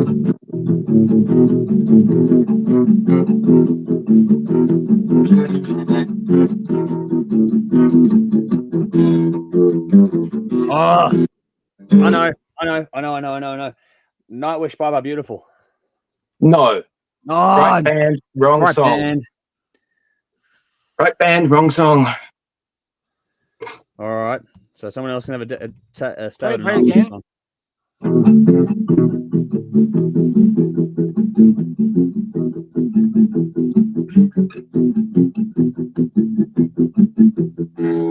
Oh, wait. Oh, come on. I know this. Is it Planet Hell? Nope. Right album. Oh, I know what it is now. Fuck. I know what it is now. If no one else guesses, I'm going to have another go. I'm going to have another go, too. Belle, you want to have a shot at this one? I don't know 69 Eyes that No, well. this is No, Nightwish. No, this this is is Nightwish. Nightwish. This is Nightwish. Oh, I thought someone said it was 69 Eyes. No, that was a number different 7. one. Yeah. Oh, Andrew just guessed a Nightwish song. I said Finland. Andrew guessed a Nightwish song. Jeff just guessed a Nightwish song. oh. Jeff Yeah. guessed Planet Hell. Right album, wrong song. I know which one it is now, though. I know for sure what it is now. I'll take it then. Go ahead. I know it is. All right. Wish I had an angel. Yes. Yeah. There we go. Yeah. I won again. There we go. Well done. Good job. Yeah. I went and bothered doing the other one. The other one was 69 hours, Dance Still More. Ah. No, never okay. would have got it. Yeah. Not in 100 years. Yeah. And I know that's a lot, but it's fucking fun. Like, I like really it too, do think it's because fun. It's a great challenge, man. I really think it's fucking hilarious. About, Each time I think it'll go easier. There's no fucking. It's like I thought most people would know those songs. Well, the thing is, you do, but then, like I said before, what happens is you get other songs in your head, and you think and then it's hard to get that out of your head, because then you realize it's not it.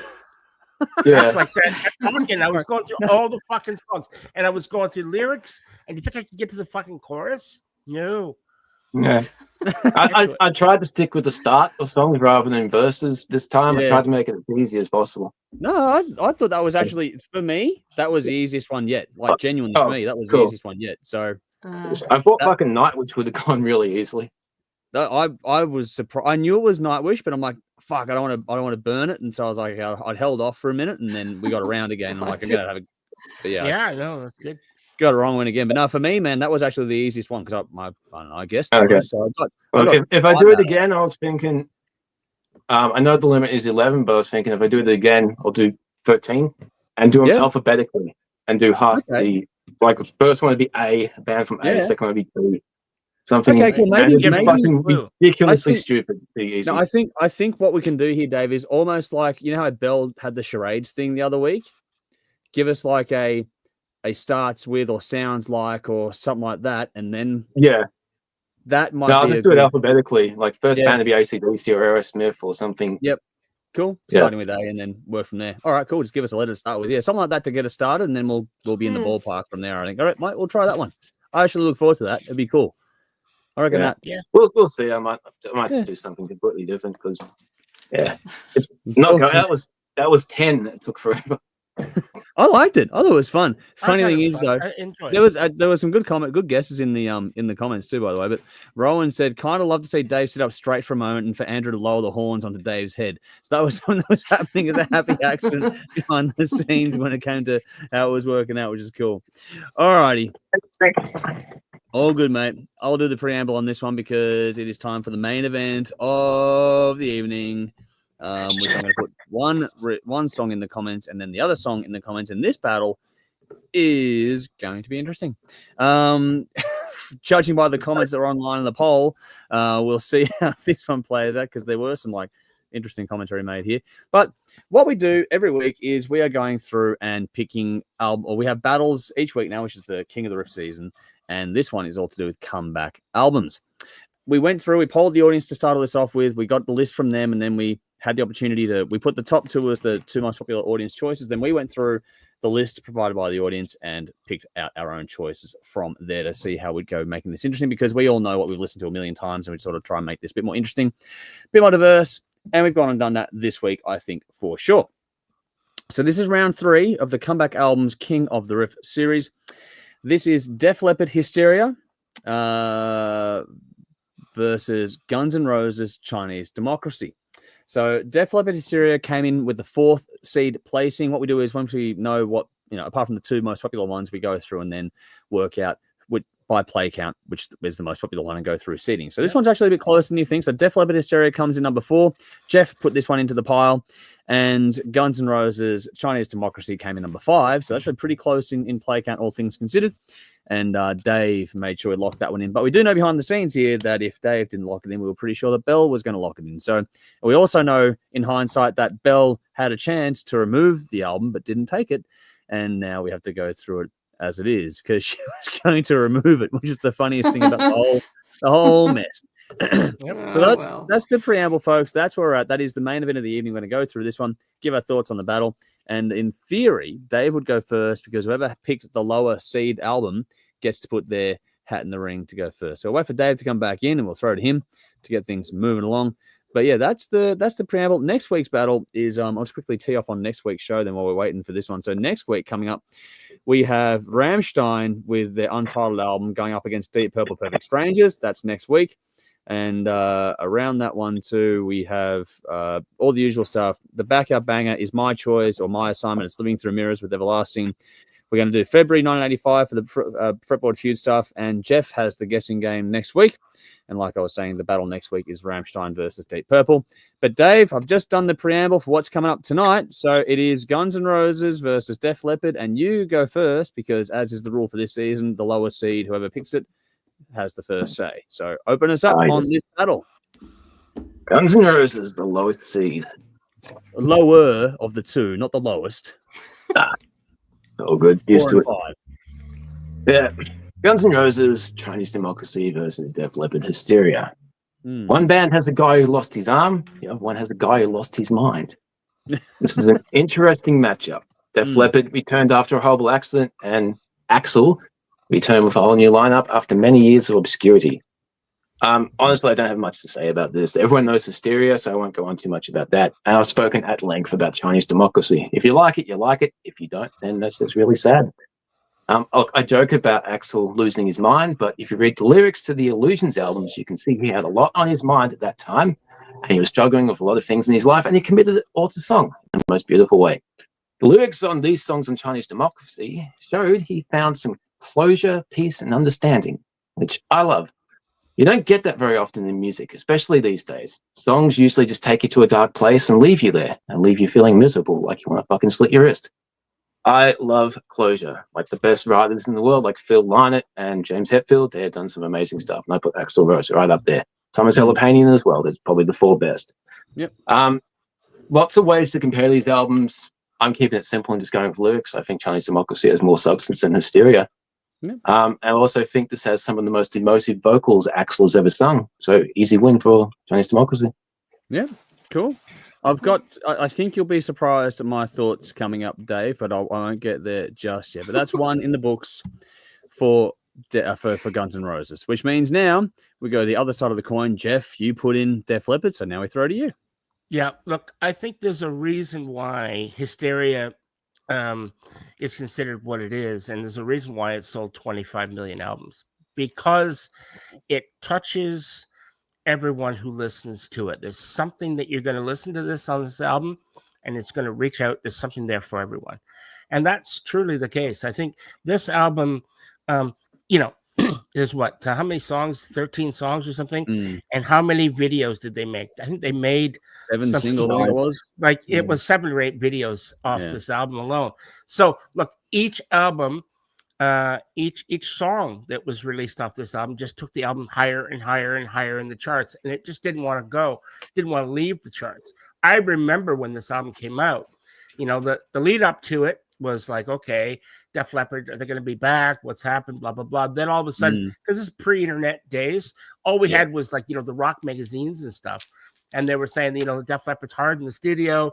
They found a way to incorporate and keep Rick Allen on the drums, which is great. We're like, how the fuck is that going to happen? How could a 3-armed drummer drum? How is that possible? 3-armed, okay. 3-armed. 3 limb. 3 limb, sorry. 3-armed drummer, yes. Well, this went someplace I wasn't expecting it to go. Anyway. he added an arm, didn't lose one. Yeah. Anyway. But the thing is with the album, they found a way using electronics and whatnot to use his other foot in place of that arm. So and what you get is a sound that does sound kind of synthetic a little bit. It doesn't have that natural sound, but at the same time, it's pretty well done, to be honest. And really the first use of electronic drums that we had in the mainstream, there was lots of electronic drums, but no electronic drummers, so to speak. Well, not in rock music anyway. Yeah. Not in rock music. That's what I mean. So, and so I think this album, I didn't know it was going to go up against Chinese Democracy, which I actually enjoy. I think Chinese Democracy is a great album, probably one of my favorite Guns N' Roses albums, to be honest. Not my favorite, but it's up there. Appetite will always get that win. But Chinese Democracy was very, very well done. And so this battle for me just comes down to, I think Dave is spot on. The lyrics in Chinese Democracy do outweigh the lyrics in Hysteria. The Hysteria lyrics are good, but they're not as deep and not as diverse as what you got, with Chinese Democracy. So, but having said that, I think the songs they just destroy anything that's on Chinese Democracy as far as replayability. And, I hate to put albums versus albums, but that's what this is. Again, yeah. And for my money, Hysteria wins. There's no contest here. So, yeah, that's it. Cool. Oh, well, let's play that as expected. It's 1-1. But I'm going to go next and give Bell the final word on this week's battle. So here we go. So, Dave, you got your wish, and you made me go through Chinese Democracy again. So well played to you, sir. I'm going to start there, obviously, on this time. This time around, because in the previous things, we've always done this album as a run of Guns N' Roses albums, bang, bang, bang, bang, bang. I decided just to take the Guns N' Roses name off of the fucking billing and just listen to it as it is with no weight attached to it. With that context, funnily enough, this time around, I know, Dave, that I've ripped this one to bits in the past, but it's not as bad as I remembered.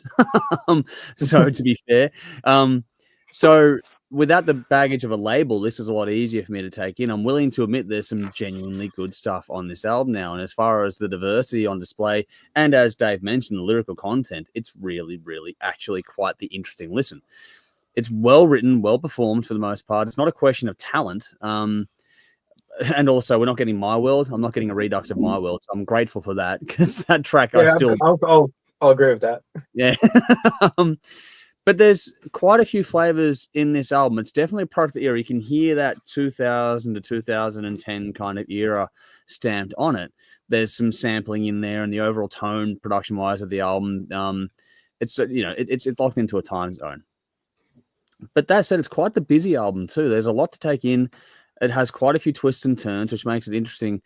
But for me, it's still, even with all these things now being more positive to me overall on the re-listen this time around, it still does feel a bit like a longer listen. I think the back third or back quarter, by the time I get to that point, I'm already sort of feeling it a bit. Whereas in the past, I don't know. But that said, this time around, there are tracks on here that I found that I'd actually willingly go back to. Better, IRS, other ones, for example. I really like those tracks on this album in particular. But yeah, it's just one of those ones where just, while I'm enjoying it, the one thing that I didn't get, like, I understand that Dave has dove deeper with this album, which makes sense because Dave's love for this sort of stuff is really actually something admirable. For me, it doesn't quite have that same emotional connection that it obviously does for Dave, but I can respect a lot more now what I've gone through with listening to this album, what's on the record here, with a bit more separation from last time around. In the context of a comeback, there was a lot going on. Fucking, not only did he lose his mind, he lost his fucking band. So it's like there was a hell of a lot to take in, and the revolving door going on. For Guns N' Roses under that name, this is the first studio album since 1993, which was a covers album, and their first album original studio music since Use Your Illusion 1 and 2 in 1991. So it was a long, long gap here. That in and of itself is actually worth noting because it paved the way at the same time for the reunion we have now. So without that album coming out, I don't think we have the reunion we have now, not in the same context anyway, probably not with the same amount of hype, to be honest. And these songs live with that lineup are fucking awesome. Well, what I've checked out from that, yeah, I would agree. I like the songs performed with the lineup with Duff and Slash and that. I genuinely do like those songs on that performance side much more than what's on the record. That said, on this cycle, I hope you're happy to hear, Dave, that I do enjoy a lot of this a lot more than I have on previous listens. So it's starting to warm or grow on me, Dave. So we'll have to do it again in a couple of years. I actually, I don't mind that idea. I said before that I'd never do it again. I actually wouldn't mind coming back to this in another 3 to 5 years and going, okay, where does this sit for me now? It's just because one of those ones where I think you've had the time with it. I think I need that time with it. Does that make sense? And I haven't had the time for it to sit with me for a bit longer. And every time I go back to it now, even after a break, it sort of gets me more and more. So I'm wondering if the next time around I'll appreciate the latter part of the album for what it is, because I still struggle there. But I think that once I start to dive deeper again, it'll be easier for me to sort of get to that connection point again. Not there yet, but there's hope for me, Dave. So take that for what it's worth. I didn't think you'd expected me to say that one this time around, but there we go. I'm shocked. I seem mellow, but I'm shocked on the inside. Yeah. That said, it's not a controversial take too to say that out of the two albums here, Chinese Democracy probably packs a meaner punch overall than Hysteria from Def Leppard does as well. Very ballad heavy. Def Leppard were going for the whole let's make the rock version of, you know, Michael Jackson's Thriller and making every song a potential hit and so on and so forth, and that's what they set out to do with that album. I think that yes, absolutely, Chinese Democracy is probably the more aggressive of the two. That said, Hysteria still has a hell of a lot going for it. There's a reason why it sold so many albums and had so many hit songs coming from it. I think on the production alone, for people that know me, which Dave knows me, when it comes to production, I'll listen to that album over again on production value alone. Like for me, just the layering, the vocals. I know for some people it's too polished, and I understand that, and I get it. But for me, just hearing that amount of studio work and how it's well put together, it's like, okay, that's really fucking good craft just in the studio side of things. It's really lush. I know it won't be for everyone, like I was saying, but I just love the tone of it. In addition, like I said, the whole album's meant to be hit to hit to hit, and from Women to the closing, you know, Love and Affection, this is a hook fest from beginning to end. It's actually harder to do that than you think, and to make it a viable release. This is definitely another product of its time. Don't get me wrong about that at all. Like, this is firmly from the year that it was. Like, there's no doubting it at all. But the thing is that for me, it's not. What they did do was they gave each song an emotional handle, which I thought was really, really clever. And that's what made these songs sort of leap out of the speakers to everyone. And it's not without bite either. Tracks like Don't Shoot Shotgun, Run Riot, others like Gods of War also can bring sort of more heat and more darkness to an overall album that's got a very lush and you know, love or love sick kind of albums. But, you know, they're those things there. But it's also where there was 8 years of that work going into Chinese Democracy. It's only quote unquote 4 years between albums for Def Leppard, but what they had to redo their entire sound effectively with Rick Allen, that's a big shift to make in that period of time. And so credit to all involved in just even getting it out the door currently. Like, that's not even the only problem too. Like when you dig into it, like there were other accidents, other health issues at the time. Like there was quite a bit going on in that 4 year window. It's like, fuck, they must have been really sort of second guessing themselves as they were going through it. Another longer album too. This one, they both are long albums, so it's a bit of a slogfest this week. But out of the two, for me, I think Hysteria has a little bit more cohesion. I think that there's more diversity, and that makes it more interesting in some respects on Chinese Democracy. But the way that the songs fit and flowed together was just a masterstroke of production and album flow and all that kind of stuff. So I think that was a good trick there. And I'm not sitting here saying Hysteria is a perfect album. I don't think it is, actually. I think it could have done with a bit more spice, to be honest. But it's a really good addition to a band's already stellar catalog by this point in time. But again, I just want to give some more love to Chinese Democracy as we go through here, because while I'm not going to rush back to it, I've come a long way in my appreciation of it. And I would actually, Dave, be keen to go back, like I said before, to revisit it. But I don't think it's done enough for me yet to beat Hysteria. It might in another few years, but for now, I'm still going to go with Hysteria. I don't think anyone's going to be totally shocked at that take from me, but at the same time, while I'm happy to listen to both, there's one that I would genuinely still seek out over the other one, and that is going to be Def Leppard Hysteria. I think it's a great album. I think it's not their best album. I think they've got other ones that are better than this one, but I can listen to that one easily on repeat at this stage. I'm not there yet with Chinese Democracy, so that's why my vote goes to Def Leppard. But it wasn't as cut and dried a battle as you might have expected going into this one in advance. So for what it's worth, I want to give some flowers to Chinese Democracy. Believe it or not, for the first time ever, I'm going to give it some love, just not quite enough time around to beat out the other album. Which means, Belle, you get the final word. Okay, well, look, these two albums, I think, have been discussed at length at least once in the last couple of years, including tonight. So I think I'm not going to review each album. I think there's a particularly good review about Chinese Democracy that Dave did, and then Andrew's counter review that I don't know if it's on YouTube actually, but yeah, Sunday session. Yeah. Was it a Sunday? Yeah. I'll dig it out. Okay. Yeah, that's a particularly in-depth, great review. Yep. And Hysteria was done not long before that, I think.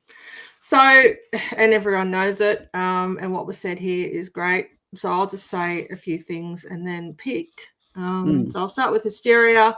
For me, it's one of my most played albums that I own. I can't even guess how many times I've heard it. It's, I think you said in your last review, it imprinted on your brain. And yes, absolutely agree. It's the same with mine. It's an album I grew up with, but it's also an album that I've grown out of. Yeah, we all have that special handful of albums that we played to death in our youth and keep playing today. So I still have some of those albums. This is one that I don't reach for anymore. I don't hate it. Yeah. But when it got put forward for this, I groaned internally, possibly externally too, because you all seem to know my opinion of it. Yeah. So the playlist this week was like, oh, okay. That said, there are still a couple of songs that I don't mind hearing. Animal, Hysteria, even Love Bites, I still love. And then Gods of War and Love and Affection coming in my second wave of preferred tracks, and the rest can go in the bin as far as I'm concerned. Here we go. Yeah, so that's Hysteria. Chinese Democracy is not an album I grew up with. That went to Appetite for Destruction. And I'm not even close to being over that album, and I can't see it happening either. But back to Chinese Democracy. Yes, this is Guns N' Roses, but I see it more as Axl and Friends album. And I don't mean that as an insult or a snide remark at all. Yeah, it's just how I view the album. And like, I love Axl's songwriting and I love the album. It doesn't have the raw aggression and hunger of Appetite, but it has the experience and maturity of a seasoned musician who's achieved success of the highest order. And in my opinion, he can take his time and be a perfectionist about creating an album if he damn well wants to, which he did. And I'm glad he did it. Yes, not to mention all the therapy he was doing at the time. Sorry to interrupt. But yeah. There were reasons for the delays, valid reasons. Yeah, there are lots of different reasons. I've read through about it, and you've shared a lot about it too. People, hence today's review. I'm going to jump into it's also that you got to remember it was 8 years between albums basically for this one, and people are quite happy with other bands like Metallica to take pretty much the same length of time between albums. Or Tool. Tool, yeah. So there's a bit of thought to process there as well. So just for what it's worth. But anyway, sorry, Bill. I just wanted to put that in while it popped in my head. Yeah. Yeah. So Chinese Democracy is an album I'm happy to put on at any time and take it in. And it feels like a new listen each time.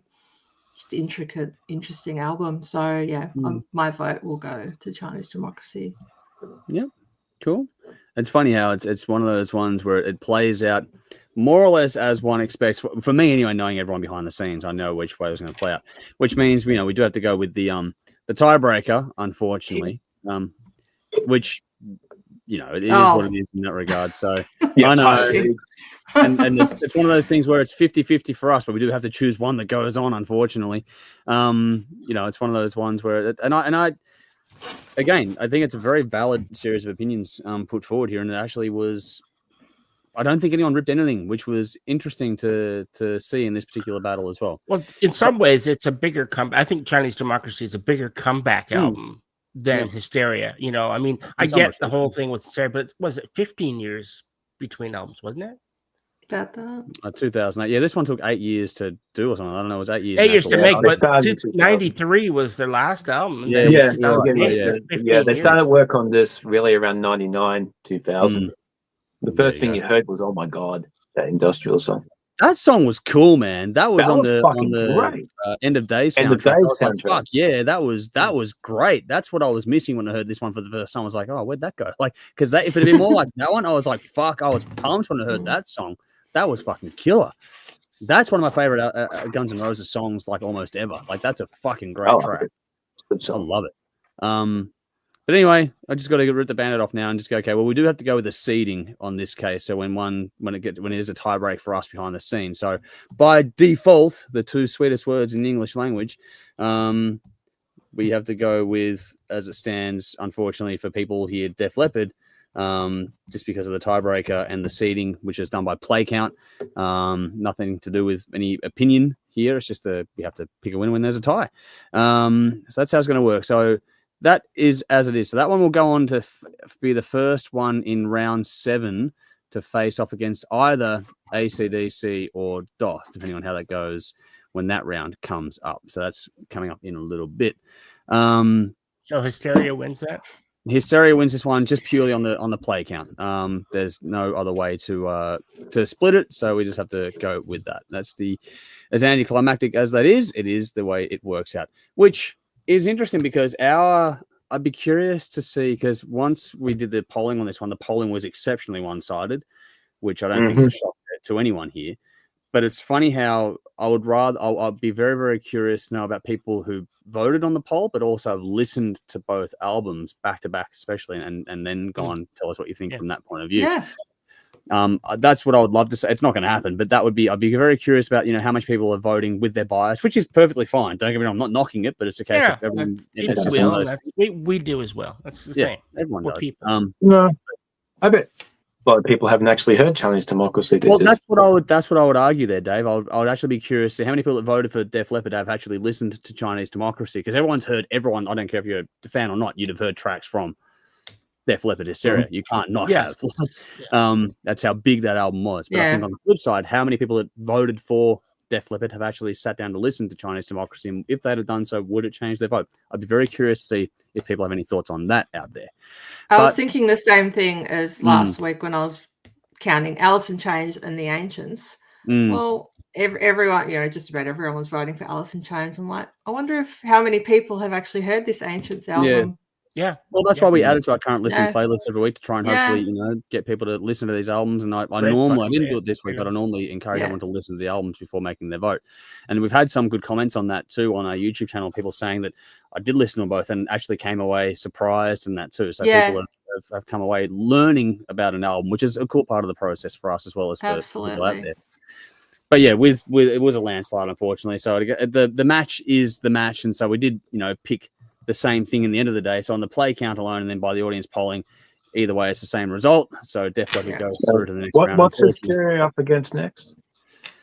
Hysteria will go up against in round 7. It'll be Def Leppard now, which will be facing off the winner between Back in Black or the Doth album, the Deceivers.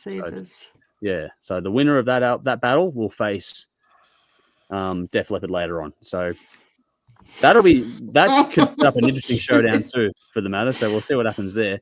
That could be an interesting showdown. But anyway, that's where things are. But next week, though, like I was saying before, goes to Rammstein, the untitled or self-titled, take your pick, versus Deep Purple, Perfect Strangers. I'm very curious about that battle next week. So we'll see another weird battle. It is another weird battle. Very weird, but cool. Yep. Yeah. Cool. Yep. Definitely weird. Let's get some comments in and go for it. Rowan says, really like Chinese Democracy when it came up in an early episode, but Def Leppard is an all-time favorite for me. And at least people like Rowan have checked out both and gone great. Yeah. Hard Music is here. Good to see you on, Dave. I remember you talking several years ago about buying the Appetite Locked and Loaded chest. Did you end up buying it in the end? I got the version down, so it's got all the just not the big casket with the vinyl and everything. I got all the merch, the necklaces and medallions and shit. But yeah, I got the CDs and the booklet and some merch. But yeah, didn't go crazy and spend $1,400 on it. No, so I think it was like $250. Yeah, it was worth it though if you consider how much the original vinyl is priced these days compared to what's in that fucking chest. It's well and truly worth the money if you have it. Cool. Well, obviously it was going to be something you enjoy. I remember you getting that and how much you enjoyed having it too. Like I was fucking stoked. Made a I remember video going opening it, had Jade with me. Yeah, I remember that. We did put that one up, so that's that's out there for people who want to go and check it out. That's a good song. Yeah. Adrian said Hysteria was all over MTV. I never heard Chinese Democracy, to be honest. And this is the conversation. Without Slash and Duff, I lost interest in Guns N' Roses up to that point. Rowan's gone. Cat did a what? Why is it was a cat. It was in my Oh, okay. Say hi to everybody. I was like, hang on. I didn't recall it in mine because they were asleep over there. But okay, cool. It was Jeff's. Jeff's set up. Cat. Nice. Kevin's gone. I was checked out on Def Leppard when Pete Willis left the band. So there we go. It's going back a bit. Wow. Hardney says Chinese Democracy should have been an actual solo album instead of under the Guns N' Roses moniker. There's an argument to be made there for sure. I used to agree with that until they started playing it with Slash and Duff. Now it's part of GNR canon, and it makes perfect sense. Yeah. And that, like I said, I actually agree with Dave's take on the live versions versus the studio versions. That makes a lot more sense. Live versions are much better. They're fucking awesome. Yeah, I agree. We got talking bands that are taking time between albums. Carnival have teased they're back in the studio. I did see that one. That's why I picked them in my fucking little list. I'm waiting for something to come out of that. Conrad was here before. Good to see you, man. He's gone green from the not so sunny London. Hysteria for the win. So there we go. There was that one. Good to see you, man. What do we got here? Craig says, Democracy offers nothing new for Guns N' Roses fans. I played it, I liked it, I put it away, and now it's gathering dust. Hysteria was very big for me growing up, but like Bell, I rarely listen to today. There we go. So there's one that's pretty much not loving either album. So there we go. That happens as well. Nothing new for Guns N' Roses fans. Yeah, I find that it's completely different to anything they did before. That's a weird take, man. Yeah, I would agree with Dave, actually. Believe it or not. Fucking the moon must be upside down. Adrian says, I saw Metallica with Guns N' Roses at the Oakland Coliseum. Fucking hell, that would have been phenomenal. That would have been cool. Michael's chimed in. Listen to both. Voted Hysteria for the record. Prefer the first 3 albums. So there we go. Rowan says, I prefer Pyromania to Hysteria. Rowan's gone. I agree, Dave. The proper tiebreaker we'd have played Dave's guitar riffs to Axel and Joey and the most correct guesses goes through. Nice one there. Vinny says, I just find Hysteria really punctured through the mid to late 80s for me and really transformed back to a little spaghetti Vinny. So there we go. Edge Crushes says, spaghetti incident, Vinny? Oh, yeah, spaghetti. Hang on. Do you really want to go into spaghetti incidences and Vinny? Because that could be dangerous. There's a whole different noodle. There's your mozzarella. Yeah. I have Chinese Democracy, not a fan of it, like Bell Hysteria. Love it as a kid, but now I never listen to it. So more on Edge Crusher, the same thing, the more sort of fading away for both. But Vinny says Women is a criminally underrated opening track, may I add. I agree. That's a good song. That is a good one. Edge Crush says, love the Ancients album. Thanks for that. So there we go. There is love for Ancients coming through. And Craig says, Women, Hysteria, Gods of War, Animal, and Run Riot are great. I can't stand Love Bite, Sugar, Rocket, or the last 2 tracks. So there we go. There is a bit of it's funny seeing this ambivalent take, this lukewarm take to both albums. It's really an interesting sort of battle in a way I didn't expect it to be. But we do get these weeks, and we'll see what happens next week because it's 2 more different albums. All right, I've done the preamble. I've done the tease of what's coming up next week. I'll let you guys all know in the chat before in the coming days. So let's get to raising a glass. What are we raising a glass to, folks, before we get out of here tonight? Let's start with Belle. Let's go opposite corner. Belle, what are you raising a glass to this week? Okay. I will raise a glass for lack of anything else, but no, she still deserves it. My hairdresser, Beck, who allows me to take my big dumb Labrador pup. That's awesome. Fully grown pup to her. Like, she's got a home studio salon thing. She's got a golden retriever. You know, he's about 2, so he's just as crazy as what Lilith is. So they run around and bark and wrestle and carry on. And I'm just there getting pampered. So, yeah, loving it. It's like me and Lilith. It's like a girl's day out kind of thing. Nice. Yeah. Cool. That's actually really fucking cool. So, yeah. That's awesome. All righty. Cool. Dave, raising a glass. What have you got? I'm raising my glass to anyone who has the decency and foresight to put things back where you get it from. Because if you don't, you turn a 5-minute job into a half-an-hour job where I got to find where the fuck things have gone. Yeah. Work's busy enough as it is. Just put it back where you fucking get it from. Yep. Whoever the people that are organized and know where shit goes, take something, you put it back. Because when I need to find it quickly, I know where it is. So Yes. anyone in society that can do that, thank you. It's not Same hard. thing, trolleys away. If you can put a trolley away, and raise a glass to you as well. So well done fucking to both of those. trolleys. Oh my god. All right, Jeff, keep it positive. What are you raising a glass to? Well, I thought about this prior. Now, normally, like in the past, I had like, I forgot I've written shit down that I couldn't remember. I didn't write down, but I honestly, I got nothing. So I'm just gonna raise a glass to all of our fans that keep watching the show week after week. Yeah, and they just keep showing up. I don't fucking know why, but they do. They love us, so we love them. Yes, and so thank you very much. Yeah, that's a good one. I'll pay that every single time, man. Well done. Absolutely. Cheers, guys. Thank you to all of you. It's not it wouldn't be the same without any of you, and we know it. My final one is very, very simple, but it's here. So a long weekend. Thank fuck for that. I'm going to raise a glass to a long weekend because I know it's only early in the year, but fuck, does it feel like we need it or what? Yeah. So there we go, folks. Enjoy. Cheers. Fuck yeah. All right, let's get final comments and get out of here because that's the time of night it is. Craig says, Dave, I meant to say it wasn't really Guns N' Roses. It was a collection of Axl songs, not Guns N' Roses back before. But Michael says, I'm really getting into Alien Weaponry after the review the other night. I'm glad to hear that, man, because they're a kick-ass band. That was on a Sunday session. Can't. Craig's gone night all. Good to see you. Thanks for jumping in. Guru says, I'll pick Appetite for Destruction over any Leppard album, the rock and roll album of all time, in my humble opinion. So there we go. There's some love for Guns. Hard to argue. Yeah. Hard to argue. It is one of the all-time greats, especially the debut album. Vinny says, raising a glass to my first blind date in a year since being single. I hear she likes designer bags, so I had the word Gucci tattooed on my nutsack. Oh my God. There's that class we're so looking forward to. Wow. Kat says, raising a glass to my son it's his 31st birthday today. Happy birthday to Kat's son and to his dad who survived Holocaust tonight. And we did see that on Sunday in the private stream. Yes. So I'm glad that things have worked out, and it could have been much, much worse. So I'm glad things are better all around. And happy birthday to your boy. They're hopefully having a great time together as much as you can. Happy birthday. Indeed. Rowan's giving us a thorn. Man, family love is back. And same, good to see you here, man. And Kevin's gone, have a great weekend, everyone. Likewise out there. Guru's gone, cheers, Vinny. And then Hard Music on saw Alien Weaponry's first show in Oz. Guy broke his leg in the pit. I remember that. I wasn't there, but that was all over social as well when that broke out. The fucking bad pun. But anyway, that was a big deal when it happened too. So I'm glad that sort of worked out as best as it could. And hopefully Alien Weaponry will be back soon enough because the new album is fucking killer. So if you haven't checked it out, please do so.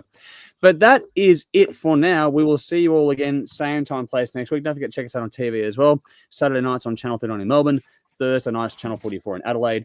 The episode for the end of the month is a 2-hour presentation dedicated to Comeback Album. So if you want to go and check out that, then there's a lot of really cool music that made the cut for that one for the TV broadcast. But that's for that.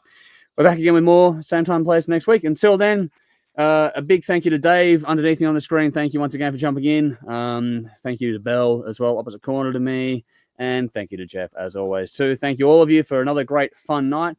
And out there, thank you all for tuning in. And like Jeff said, love you all. We'll see you all again very, very soon. Until next time, I'm Andrew. You all know what to do. Drink up. Rock on. Cheers.